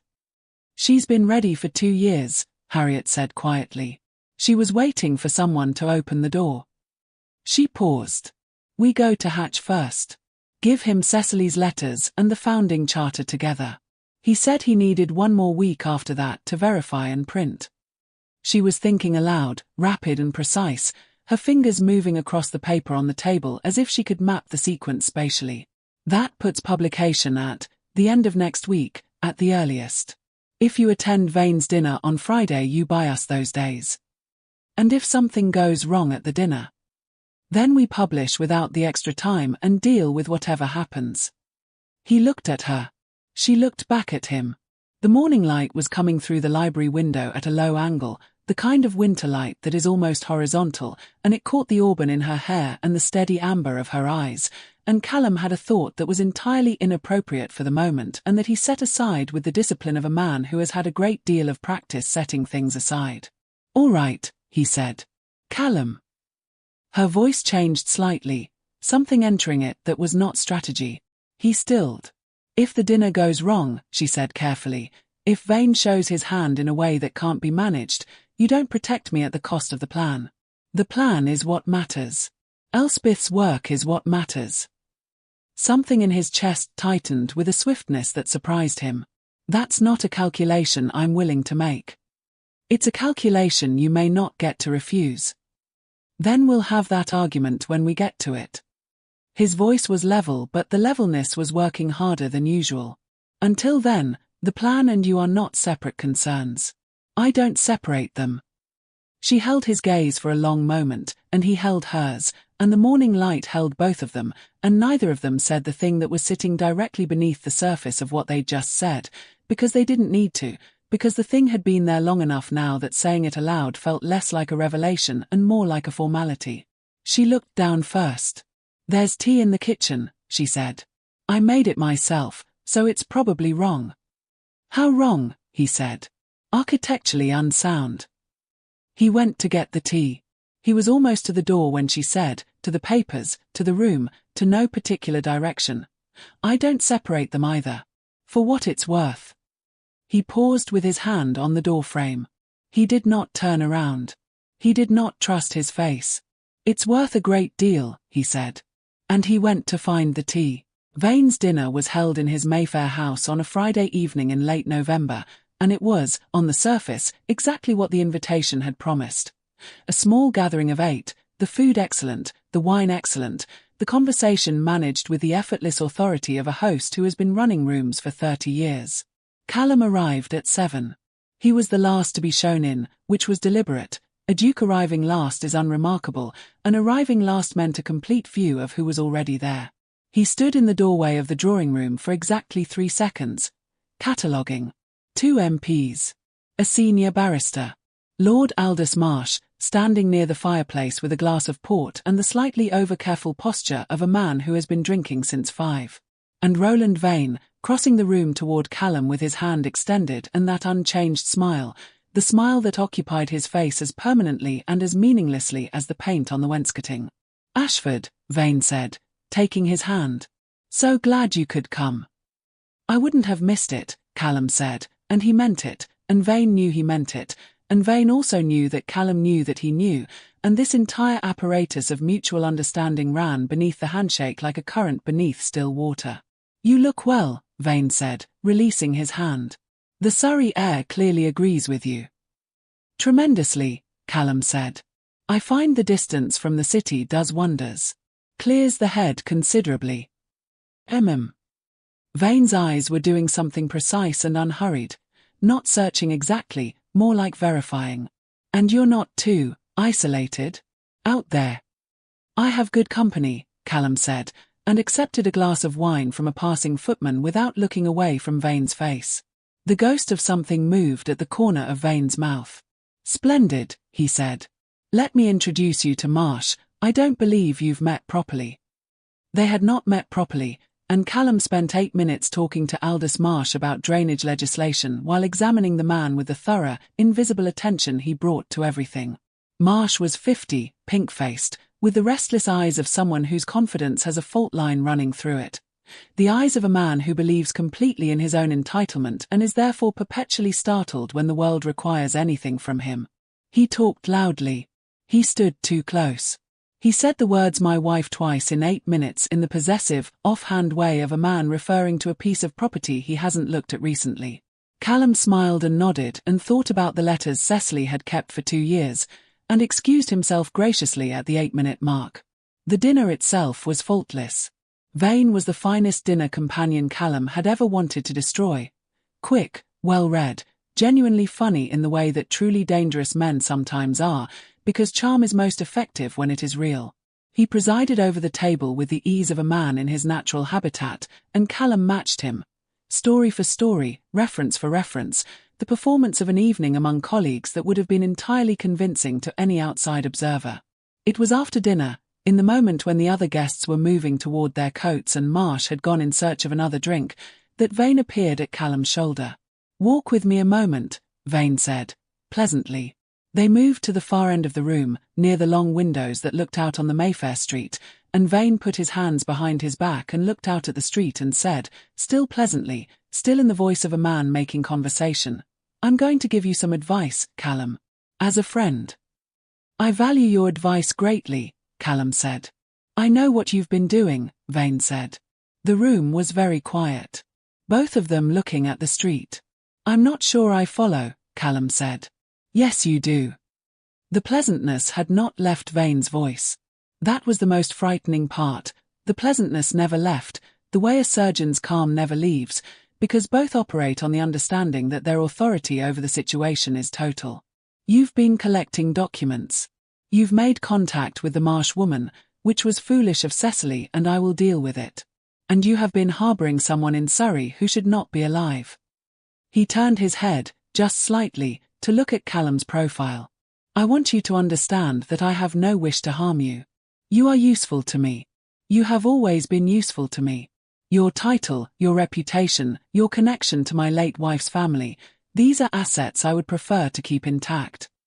How generous, Callum said. His voice gave nothing. His hands, behind his back, were perfectly still. Come back, Vane said. Come back, and bring me the woman, and none of what you've been doing needs to go any further. The documents can be managed. The journalist, Hatch, yes, I know about Hatch, can be discouraged. These things are manageable when they are caught early. He paused. They become considerably less manageable when they are not. Callum looked at the street for a moment. Then he turned to face Vane fully, and he looked at him, at the unchanged smile, at the pale washed-out eyes, at the face of the man who had stood at a pulpit and eulogized his sister with her blood still on his hands, and he said, with the perfect equanimity of a man who has been carrying a decision for weeks and has never once doubted it, I appreciate your candor, Roland. Truly. I'll give your proposal the consideration it deserves. Vane studied him. I hope you will. Good evening, Callum said. And he collected his coat, and he left, and he did not look back. He was in the carriage and 3 streets away before he allowed himself to breathe. He told Harriet that night. All of it, Vane's words, the precise language, the implication about Cecily, the confirmation that Vane knew she was alive. He told it plainly, without softening it, because she had never asked him to soften anything and he was not going to start now. She listened at the reading table in the library, very still, her hands flat on the wood in front of her, and when he finished she was quiet for a long moment. He said he'd deal with Cecily, she said. Yes. Then we can't wait. She stood. We have to move now. Hatch needs the letters tonight. We can't get to Hatch tonight. Tomorrow morning, first thing. She was already moving to the papers, gathering them with fast, methodical hands. We give him everything. The charter, the ledgers, Elspeth's notes, Cecily's letters. All of it at once. He publishes as soon as he can verify, even if that's only 3 days from now. 3 days is not enough. It is if we use it correctly. She looked up at him. You were going to build a careful, managed exposure. Timed, prepared, controlled. That plan assumed Vane would wait. She shook her head. His not waiting. He told you so directly. So we stop being careful and we start being fast. Being fast means losing control of the narrative. We never had control of the narrative, she said, with a patience that had an edge. Vane has had control of the narrative for 20 years. The only advantage we have is that he doesn't know we know he's moving. She set the papers down. She looked at him directly, and in the lamplight her eyes were very clear and very steady. He said, bring him the woman. Callum, if you hesitate, if you spend 2 more weeks being careful, he will find a way to make the choice for you. And he will not give you the option of choosing me. The sentence hung in the room. He looked at her. She looked at him. And then he did something he had not done in front of her before, he turned away. Not in dismissal. She knew the difference.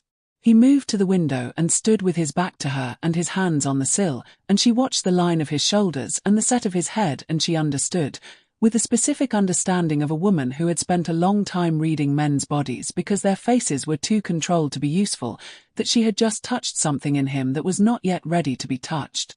He's going to come after you, Callum said. To the window. To the dark garden. Whatever we do, however fast we move, there will be a period between when we publish and when he is arrested where he is still free and still capable of acting. And in that period. I know, she said. I won't be able to be in 2 places. I know that too. Harriet. He turned. And his face was different. The composure was there, it was always there, but beneath it something had surfaced that she had not seen before, something unmanaged and entirely unguarded and almost painful in its openness. I need you to understand that this is not, what I feel is not, he stopped. He looked at her, and the look was the most honest thing she had ever seen on another person's face. I am not in the habit of feeling things I cannot explain, and I find the experience deeply inconvenient, and I am telling you this now because if something happens before I have another opportunity. Callum, she said. He stopped. She crossed the room. She stood in front of him, close enough that she could see the exact quality of the thing in his face, and she looked at it without looking away, because she had decided that she was done being afraid of good things just because she had spent so long surrounded by bad ones. I know, she said. I know exactly what it is. Because I'm in the same room with it. He looked at her. Something in his jaw released. Barely, slightly, just enough. We're going to finish this first, she said. And then we're going to have the rest of the conversation. But right now I need you present, and I need you fast, and I need you to trust that whatever we are building between us will still be standing on the other side of this. Because I intend to be standing on the other side of this. She paused. Both of us. Together. He held her gaze for a long moment. Then, slowly, with the care of a man handling something he does not want to break. Both of us. Together. Good. She stepped back. The warmth of the nearness of him remained where she'd been standing, like light that lingers after a candle is moved. Now help me sort these papers. We leave for London at 5. They reached Hatch in Bloomsbury before 8. He opened the door himself, shirt sleeves, ink on his hand, the look of a man who had been up since 4, and took one look at them on the doorstep, the papers under Harriet's arm and the expression on Callum's face, and stood aside without a word. The meeting lasted 3 hours. Hatch read every document. He read Cecily's letters twice. He read the founding charter slowly, running his finger beneath each signature with the particular reverence of a man encountering proof he has wanted for a long time and had begun to suspect he would never find. He asked 12 questions, all of them precise, all of them answered. He made notes. He drank 3 cups of rapidly cooling coffee without noticing any of them. At the end of 3 hours he set his pen down and looked at the two of them across his cluttered desk and said, "This will ruin a bishop." "Among others," Callum said. "It will also effectively end the legal career of every judge and barrister on this list." "That is the intention." Hatch looked at the documents for another moment. "You understand that once I publish, there is no, once it's in print, everything accelerates. Vane will move immediately. Whatever he's been planning, he executes it the moment the first copies come off the press." "We know," Harriet said. "We need 3 days. Can you do it in 3 days?" Hatch looked at her. "I can do it in 2, he said. "I've been building the surrounding story for a month.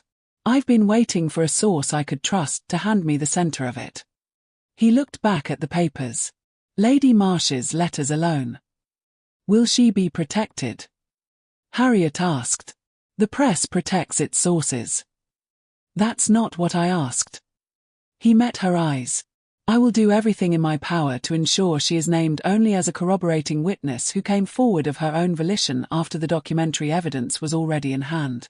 Her husband's culpability is on the charter. She doesn't need to carry his crimes and her own testimony." He paused. "I'm not a careless man, Mrs." He stopped. He had never been given her name. "However you wish to be addressed." "Harriet will do," she said. He nodded once. "I am not a careless man, Harriet." They left Bloomsbury at 11. In the carriage, heading back toward the Surrey Road, Callum sat across from her and said nothing for the first 10 minutes, and she let him say nothing, looking at the city through the window as it slowly unthinned into countryside. 2 days, he said finally. 2 days, she agreed. A great deal can happen in 2 days. A great deal already has. She turned from the window. He was watching her, not with the calculating attention she had learned first, but with the other kind, the kind that had developed slowly over weeks and that she was only now fully allowing herself to receive without deflecting. "We've done everything we can do," she said. "The rest is Hatch and the press and whatever Vane decides to do with the 48 hours we've given him." She paused. "We're not in control anymore." "We never were," he said. She heard the echo of her own words from the night before and something about it. The fact that he had held them, that he was offering them back, made something tighten warmly in her chest. "No," she said. "But we're still here." He looked at her. She watched his face do the thing it did, the almost smile, the light through the shutter, and then he looked out his own window at the road ahead, and she looked back at hers, and they rode in a silence that was not absence but presence, that was not empty but entirely full. The first sign that Vane had moved came the following evening. It came in the form of a man Harriet didn't recognize, standing at the end of the Oak Avenue in the grey December dusk, doing nothing in particular with the patient, purposeless quality of someone who has been told to be somewhere and wait. She saw him from the upstairs window. She watched him for 5 minutes without moving. Then she went downstairs. Callum was in the drawing room with the map they had been using to track the members' locations, cross-referenced against Elspeth's notes, Hatch's additional research, Cecily's account of which members were in London and which had fled to country estates in the weeks since the exposure began to feel imminent to people who had very sophisticated instincts for when things were about to become imminent. She told him about the man in the avenue. He was out of the chair before she finished the sentence, and she had never seen him move that fast, and it told her something about the place she occupied in his calculations that she did not take lightly and did not intend to. "Get the documents," he said. "They're already in the case." She watched him go to the window, angle himself so he could see the avenue without being seen from it. "I packed them this morning. I had a feeling." He turned to look at her. "This morning. You've been wound tight since breakfast. You only go quiet in that particular way when you're managing something you think I'll argue about." She held his gaze. "I don't always argue." "You argue constantly," he said. "I find it." He stopped. "You find it what?" "Useful," he said. The word was measured very carefully. "Extraordinarily useful." She let that sit where he'd placed it. "There's one man," she said, returning to the practical because the practical was what the next hour required. "Not a constable, private. Vane's man. He hasn't come to the door, which means he's watching, not acting. Yet. He'll have sent word already. Vane will know we're here. Then we don't wait." She crossed to the writing desk, where 2 sealed letters had been sitting since that morning. "I need you to deliver these." He looked at the letters. He looked at her. "You wrote these this morning." "I did. Before you told me about the documents. Before the man in the avenue." He was doing it again, that rapid, invisible calculation behind the composed face. "You've been 3 steps ahead of this moment since yesterday." "I've been 3 steps ahead of dangerous men since I was 21, she said, without bitterness, simply as fact. "It becomes efficient." She held out the letters. One is to Hatch, it tells him to move publication to tomorrow morning, first edition. The other is to Cecily. It tells her to go to her sister's house in Bath tonight, with the children, and not to come back until she reads the papers. He took the letters. He stood with them in his hand and he looked at her the way he had been looking at her for weeks, the look that had started as assessment and become something entirely different, something that had no category in his previous experience and that he had stopped trying to file correctly. "And you?" he asked. "While I deliver these." "I'll be here. With the doors locked and the case in my hands and," she reached into the pocket of her dress and produced, with the matter-of-fact air of a woman for whom nothing about this is surprising, a small pistol. "Frederick's," she said. "I took it from the Park Lane study on our second visit. I didn't mention it because I was fairly certain you'd make a face." He made a face. "Harriet. It's loaded correctly and I know how to use it," she said. "My father taught me. He said a woman who can't defend herself is a woman entirely dependent on the goodwill of men, and he had no illusions about the reliability of that resource." She met his eyes. "Go. Be fast. Come back." He looked at her for one more moment. Then he crossed the room in 4 strides and he did something he had not done before. He put his hand against the side of her face, just for a second, his thumb at her cheekbone and his fingers at her jaw, and it was the lightest possible touch, barely there, barely real, and she held completely still and let it happen and felt it everywhere. "Lock the door," he said, very quietly. "I know," she said. He left. She stood in the drawing room with her hand pressed to her cheekbone where his had been, and she breathed, and she listened to the carriage move away down the avenue, and she thought, one more day. One more day and it would be in print and Vane would be answering to something larger than any individual he could threaten or silence. One more day. She went to lock the door. She stood at the window in the dark and watched the end of the avenue, where Vane's man was still standing in the dusk with his patient, purposeless quality. And then, her blood went cold. The man was gone. She turned from the window. She crossed to the front door and put her hand on the bolt and was 1 second, 1/2 second, from sliding it home when she heard the sound from the back of the house. Not loud. Not dramatic. Simply the specific sound of a door that has been opened by someone who knows how to open doors without being heard. And behind her, from the corridor, a voice she did not know said, "I'll take the case, if you please." She turned. 2 men. Neither of them the man from the avenue. These were different, which meant there had been 3 of them and she had been watching the wrong one. The man who had spoken was closer.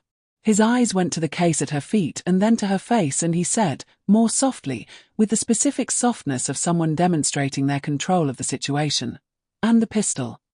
She looked at them. She looked at the case. She looked at the locked front door between herself and Callum, who was already gone, who did not know, who would not be back for at least an hour. An hour was a very long time. "All right," she said. And she bent to pick up the case, and in the bending, in the half-second when their eyes moved with her hands, she made a decision. She did not give them the case. That was the decision, the one made in the half-second of bending, in the small eternity between her hand closing on the handle and her body straightening. She had packed the case that morning, yes, but she had not packed it with the originals. The originals, Elspeth's notes, the founding charter, the ledgers, Cecily's letters, were already gone. She had given them to Callum the previous evening without telling him what she was doing, folded into the lining of his travelling coat while he was occupied with the map. He carried the entire evidence on his person and did not know it. What was in the case was paper. A great deal of paper, her own notes, duplicates she had made over 3 weeks of careful work, convincing in weight and volume and the specific disorder of real working documents. Plausible enough, in low light, in the hands of a man whose orders were to retrieve and not to read. She straightened. She held out the case. The man took it.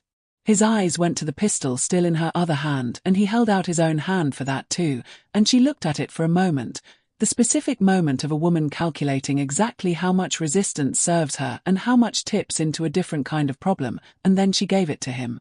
Because the pistol was Frederick's and she had never liked it, and the originals were already in Callum's coat, and these men had what they came for, or believed they did, and the distance between those 2 things was all the room she needed. "Thank you," the man said, in the tone of someone who is not thanking her at all.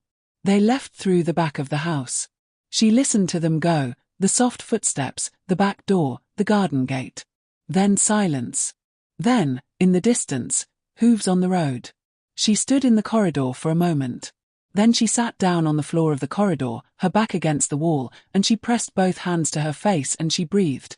Not in the controlled way, not in the managed way she had spent 6 years perfecting, but in the ragged, undignified way of a person who has just run a very long distance inside a very small room and is now, finally, alone enough to let the legs give out.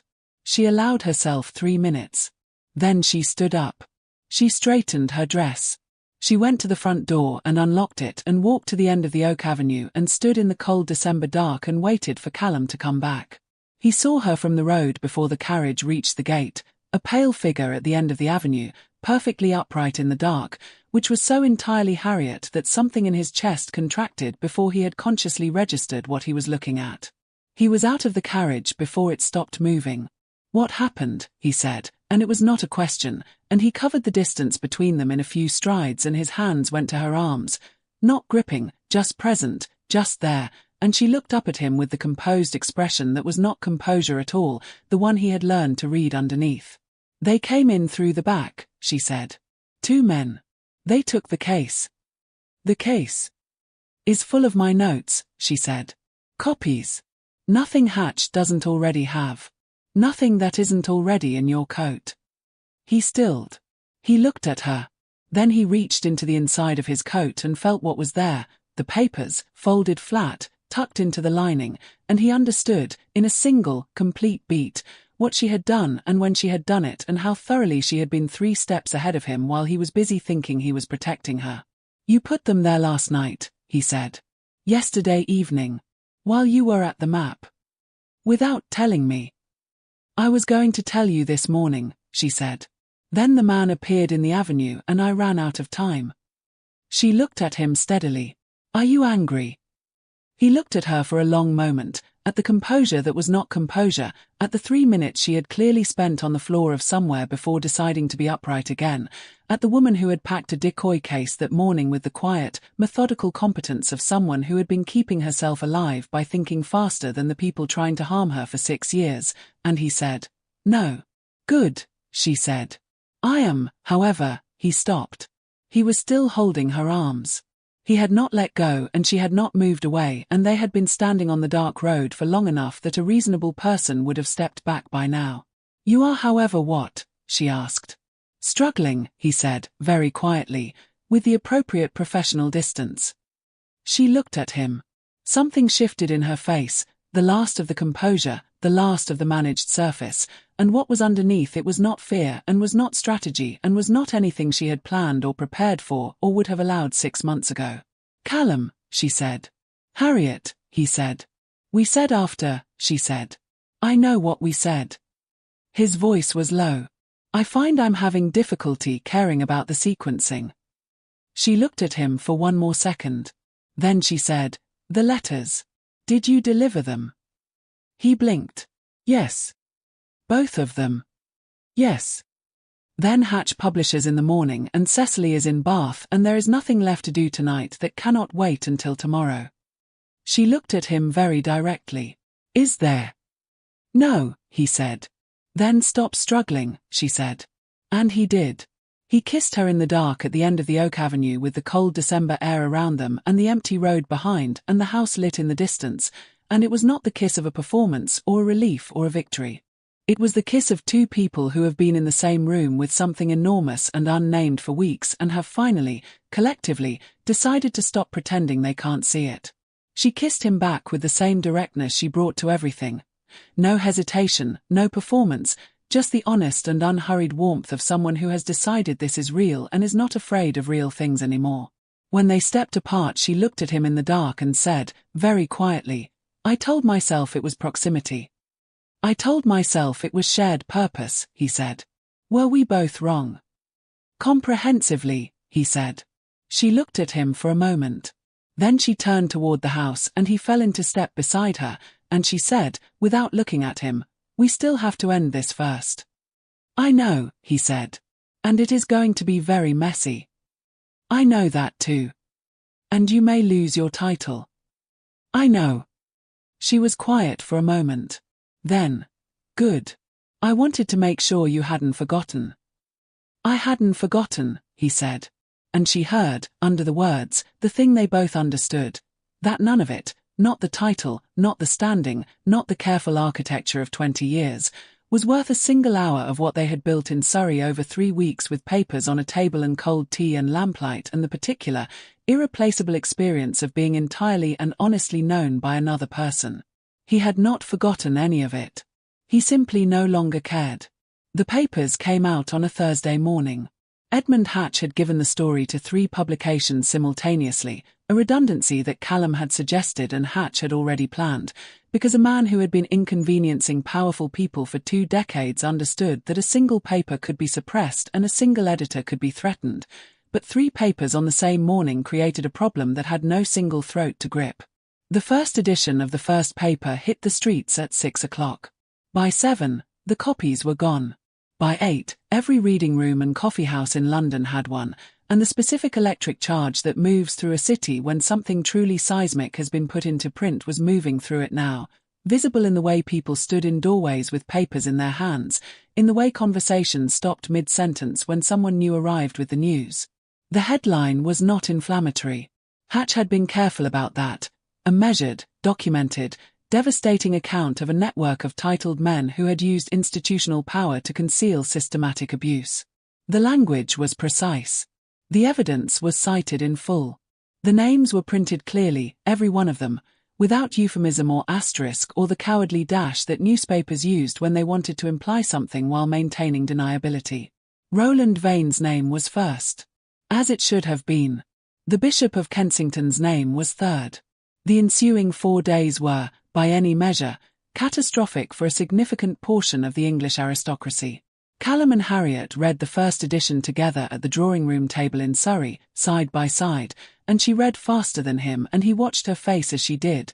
The stillness, the occasional small tightening around the eyes when a particular passage landed, the moment she reached the section about Elspeth and went very still and did not move for almost a minute.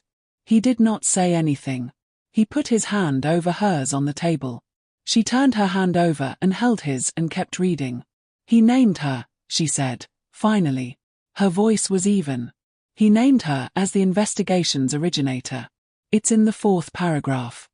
The late Lady Elspeth Vane, née Ashford, who began collecting evidence in the spring of 1813 and whose death in October of that year the undersigned has reason to believe was not accidental. She stopped. She set the paper down. She looked at Callum's hand holding hers on the table. She's in it, Harriet said. She's finally in it. Yes, he said. She would have been furious it took this long. Absolutely incandescent, he agreed. Harriet laughed, a short, broken sound that was not entirely laughter and that she pressed her free hand to her mouth to contain, and he watched her and held her other hand and did not say anything because there was nothing to say that was more honest than simply being present for it. Vane was arrested on a Tuesday evening. He was at his own dinner table when they came, which was not a coincidence, because the timing had been arranged by the 2 sympathetic members of Parliament who had read Elspeth's evidence 3 weeks earlier and had spent those weeks doing their own, very quiet, very thorough work. The warrant was signed by a judge who was not on the list. The arresting officers were accompanied by a senior member of the Home Office who had been waiting for exactly this kind of documented, irrefutable case against exactly this kind of untouchable man. Vane was composed when they came. He was composed when he stood. He was composed when he set down his napkin with the precise deliberateness of a man who intends the gesture to communicate something. He looked at the arresting officer and said, with complete and genuine calm, "You'll want my solicitor." "We have a list of names, my lord," the officer said. "I imagine you do," Vane said. He was composed all the way to the door. And then, just at the threshold, in the moment between the house and the street, he stopped. And he turned. And for the first time in the entire course of events, he looked like something other than a man in complete control of the situation. Just for a moment. Just a flicker. And then the door closed behind him and he was gone. Callum heard about it the following morning from Pemberton, who had it from a contact in the Home Office. He was standing at the window of the Surrey drawing-room with his tea when Pemberton delivered the news, and he stood there for a moment after Pemberton left, looking at the bare December garden, and he thought about Elspeth, about the miniature portrait in Vane's study, displayed like a trophy, about the foxglove cuff-link on his right wrist, which he touched now with his thumb without quite deciding to. It was over. Not entirely. The trials would take months, the parliamentary inquiry longer, the reshaping of the institutions that had harboured the circle longer still. 3 members had already fled the country and 1 had presented a letter of resignation from his judiciary post so hurriedly written that the ink had barely dried. The bishop had released a statement of such extraordinary incoherence that the papers were still printing dissections of it 4 days later. It was not tidy. It would not be tidy for a long time. But Vane was in custody. The evidence was in print. And the women, the ones who had survived, the ones whose names the circle had never troubled to record because they had never considered their testimony a risk, were writing letters to Hatch's paper in numbers that were arriving faster than the editors could process them. The silence was breaking. Callum set down his tea. He turned from the window. He went to find Harriet. She was in the library, which was where she always was when she needed to think, and she was not reading and she was not working. She was simply sitting in the chair by the window with her hands in her lap and her eyes on the December garden and the particular quality of stillness about her that he had learned to read correctly. Not absence, not calm, but the stillness of someone sitting with something large and letting themselves feel the full weight of it without managing it. He came in and sat in the opposite chair, the one that had been his for weeks now, the one the housekeeper had stopped moving back to the other side of the room. "He's arrested," he said. "I know," she said. "Pemberton told me first." "Of course he did." She looked at him, and in her face was everything. The exhaustion, the relief, the grief that hadn't finished with her, the something else, the thing that lived beneath all of it and was warmer and less complicated than any of the rest. "What happens now?" she asked. "To Vane, the trials. To the others, the same. To the inquiry, months of very uncomfortable parliamentary sessions." He paused. "To my title, a period of review that I am told, by people who should know, will likely resolve in reinstatement once the full context of my actions is established. Apparently there is precedent for a Crown executor acting outside procedure in the case of a demonstrably flawed conviction." A beat. Demonstrably flawed is the legal language. I find it somewhat understated. "And to me?" she asked. He looked at her. "That," he said, "depends on what you want." She held his gaze. "I want a name that is mine," she said, carefully. "I want a life that is mine. I want—" She stopped. She started again, in the direct way she had of going straight to the center of a thing once she had decided to. "I want to not be dead. Officially. Which I understand is a complicated legal problem." "It is," he agreed. "But not an unsolvable one. There is a process, a formal petition, supported by the evidence of wrongful conviction, which Hatch's publication has effectively already established in the public record. It will take time. It will require the cooperation of at least 2 officials who are currently occupied with their own significant difficulties, which may or may not work in our favor." "It sounds exhausting," she said. "It will be," he confirmed. "And at the end of it?" "At the end of it, Harriet Voss is officially exonerated. The conviction is vacated. She is, in the legal record, not guilty and not dead." He paused, and something shifted in his face, that quality of light through a shutter, more open than it had ever been before. "The name, however. Voss." "I know," she said. "I'd rather not keep it." "No. I'd rather have a different name." She looked at him with the complete, steady directness of a woman who spent 6 years unable to want things openly and has decided that that particular limitation ended the morning she didn't die. "Is there one available?" He looked at her for a long moment. Then, "Ashford," he said. "If you wanted it. It's not the most fashionable name in London at present, admittedly. It has had a rather turbulent few months." "I like turbulent," she said. "Yes," he said. "I've noticed." She smiled at him. Not the controlled, careful, managed expression she had given the world for 6 years. The real one, the one that had appeared occasionally over 3 weeks of shared work in a Surrey library and that did something entirely unreasonable to his composure every time. "Ask me properly," she said. He stood. He crossed the room and he crouched before her chair, not with ceremony, not with theatre, just with the direct, unhurried intention of a man who has decided exactly what he wants and finds that, once decided, he is not afraid of it at all. "Harriet," he said, "I would like very much for you to be my wife. Not because it solves the legal problem of your name, and not because it is a convenient arrangement, and not because I owe you anything for what you have helped me do.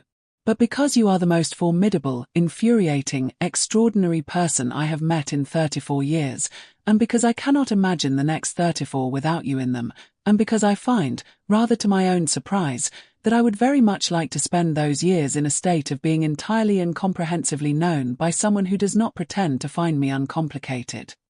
She looked down at him for a moment. Her amber eyes were very bright. "That was a good proposal," she said. "I've been composing it for approximately 3 weeks," he said. "It shows." She reached out and took his hand. "Yes," she said. "Obviously yes." They married in February, in the small church at the edge of the Surrey estate, on a morning of thin winter sun that came through the old windows and lay in pale rectangles on the stone floor. There were 12 people present. Pemberton. Dr. Hadley, who had done his part in silence and asked for nothing. Edmund Hatch, who sat in the back pew and looked profoundly uncomfortable in a good coat and whom Harriet had insisted on inviting because he had done more with a printing press than most people do with a sword. Cecily Marsh, 3 months returned from Bath, who had filed her own legal petition and was navigating the wreckage of her marriage with the methodical composure of a woman who has been waiting for permission to be herself and has finally stopped waiting.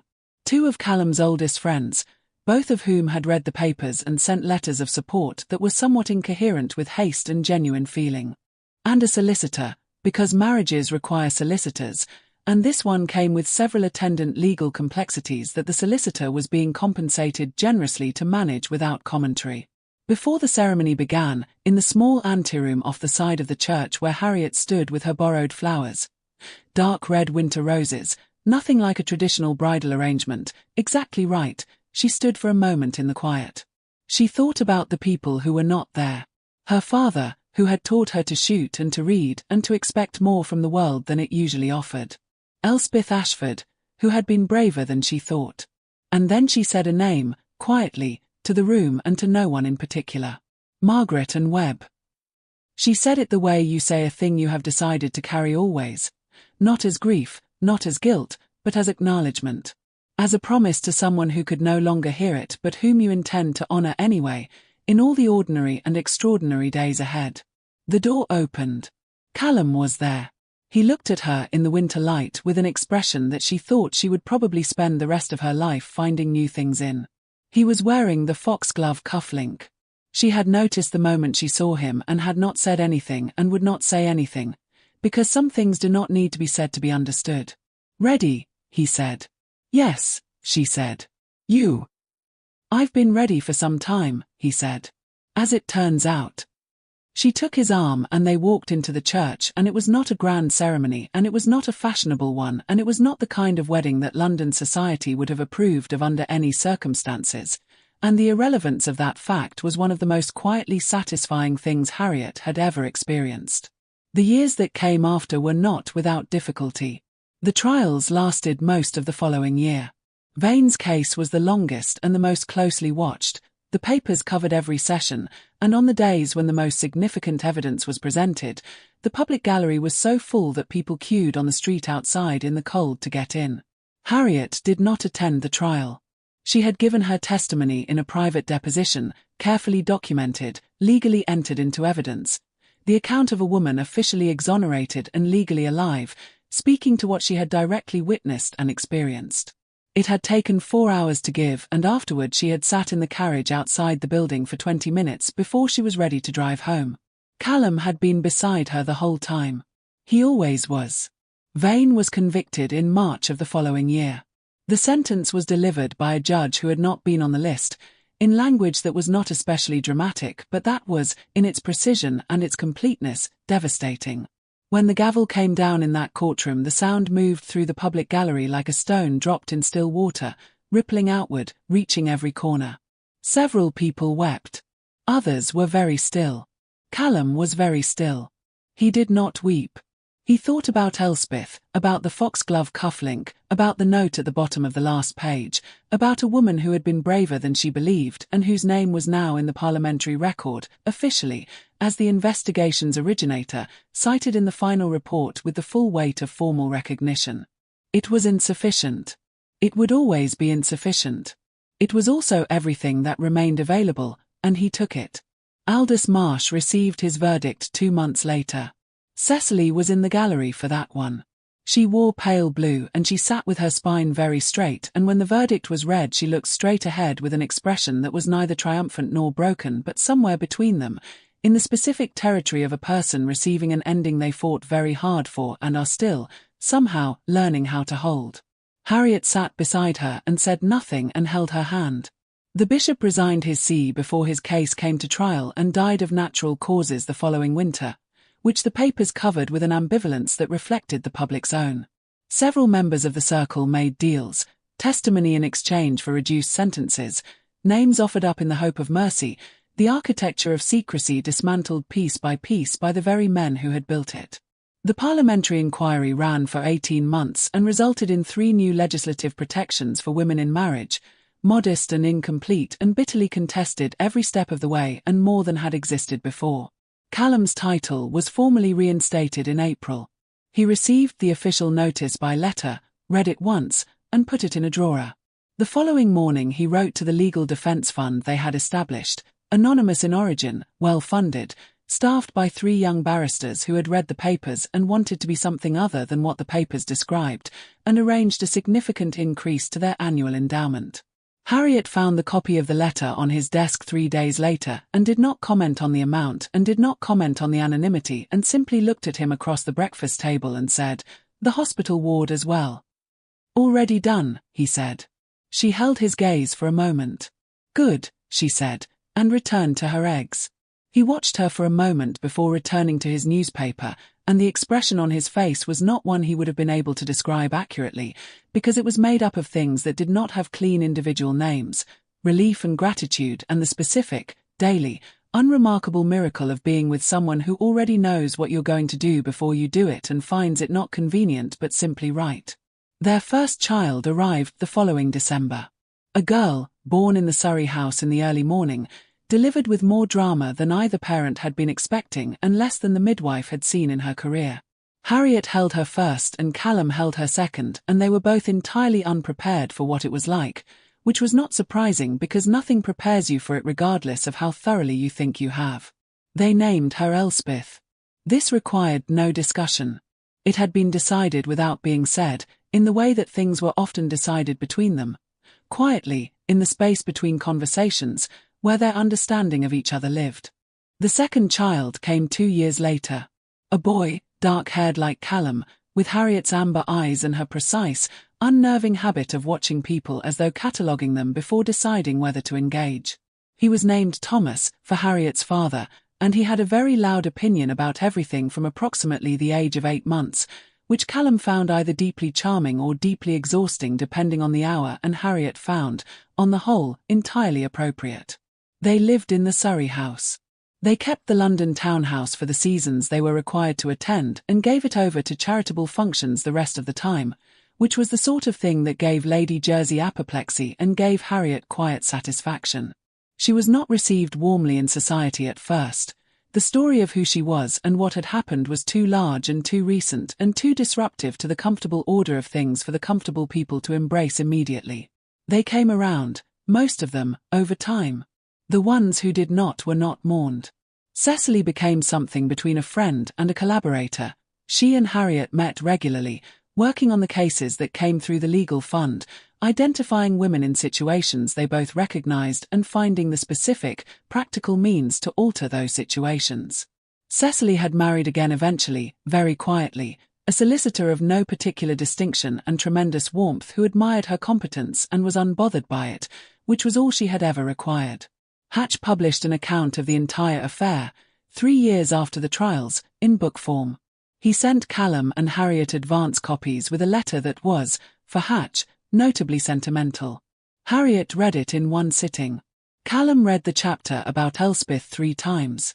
On the night they finished reading it, they sat in the library, the Surrey library, the one with the chair pulled permanently to the wrong side of the table, the one that smelled of beeswax and old paper and the particular comfortable history of a room that has been lived in properly, and the fire was low and the children were asleep and the house was quiet around them. "She's in it," Harriet said. The same words she had said the morning the papers came out. The same quiet, complete weight behind them. "She's in it," Callum said. "Properly this time. A whole chapter. 37 pages, he said. I counted." Harriet looked at him across the library, across the table that had once held Elspeth's notes and Cecily's letters and the founding charter of the worst thing either of them had ever encountered, that now held 2 teacups and a small collection of Thomas's wooden blocks that no one had gotten around to returning to the nursery. She looked at him with the full, open, unhurried look that she had been giving him for years now, the one she had been unable to give anyone for the 6 years before that, the one she had kept sealed behind glass until a man in a dark coat had come into a prison cell in the middle of the night and asked her questions she hadn't expected and listened to the answers with the complete attention of someone for whom the truth was not a liability. "It's enough," she said. "It's not everything. But it's enough." "Yes," he said. He reached across the table and took her hand, the way he had on the morning of the papers, over a newspaper, with the quiet ease of something that has been done enough times to have become unremarkable and is therefore, in its unremarkableness, one of the most essential things in a life. She turned her hand over and held his. Outside the library window, The Surrey garden was dark and still, and the December sky above it was very clear, the kind of clear that only happens in winter, when all the softness has been stripped away and what remains is sharp and cold and honest. She thought about a cell in November. About a man who came back when he didn't have to. About 14 names on a list, and a woman who had hidden her evidence in a book she hated, and a seamstress who had agreed to give the last thing she had to give so that a stranger might keep hers. She thought about all of it, and she held Callum's hand in the warm library, and she thought, this is what was purchased. All of this. These children upstairs, and this man across the table, and this ordinary, irreplaceable evening. This is what Margaret Webb agreed to. She held that thought as carefully as she had held everything else, not extinguishing it, not looking away, not letting herself pretend that the life she had was uncomplicated or unearned. It was complicated. It was entirely, specifically, deliberately earned. And it was hers. Finally, irrevocably, and completely. And that is where we leave them. A man who turned back when every reasonable version of him should have kept walking. A woman who could not scream, and ultimately did not need to. If this story moved you, if Harriet's silence hit different, if Callum's decision in that cell kept you reading, if Elspeth's 37 pages made you feel something, then do one thing. Like this, leave a comment telling us which moment got you the most, and subscribe so you never miss the next story. These stories only get told because you keep showing up for them.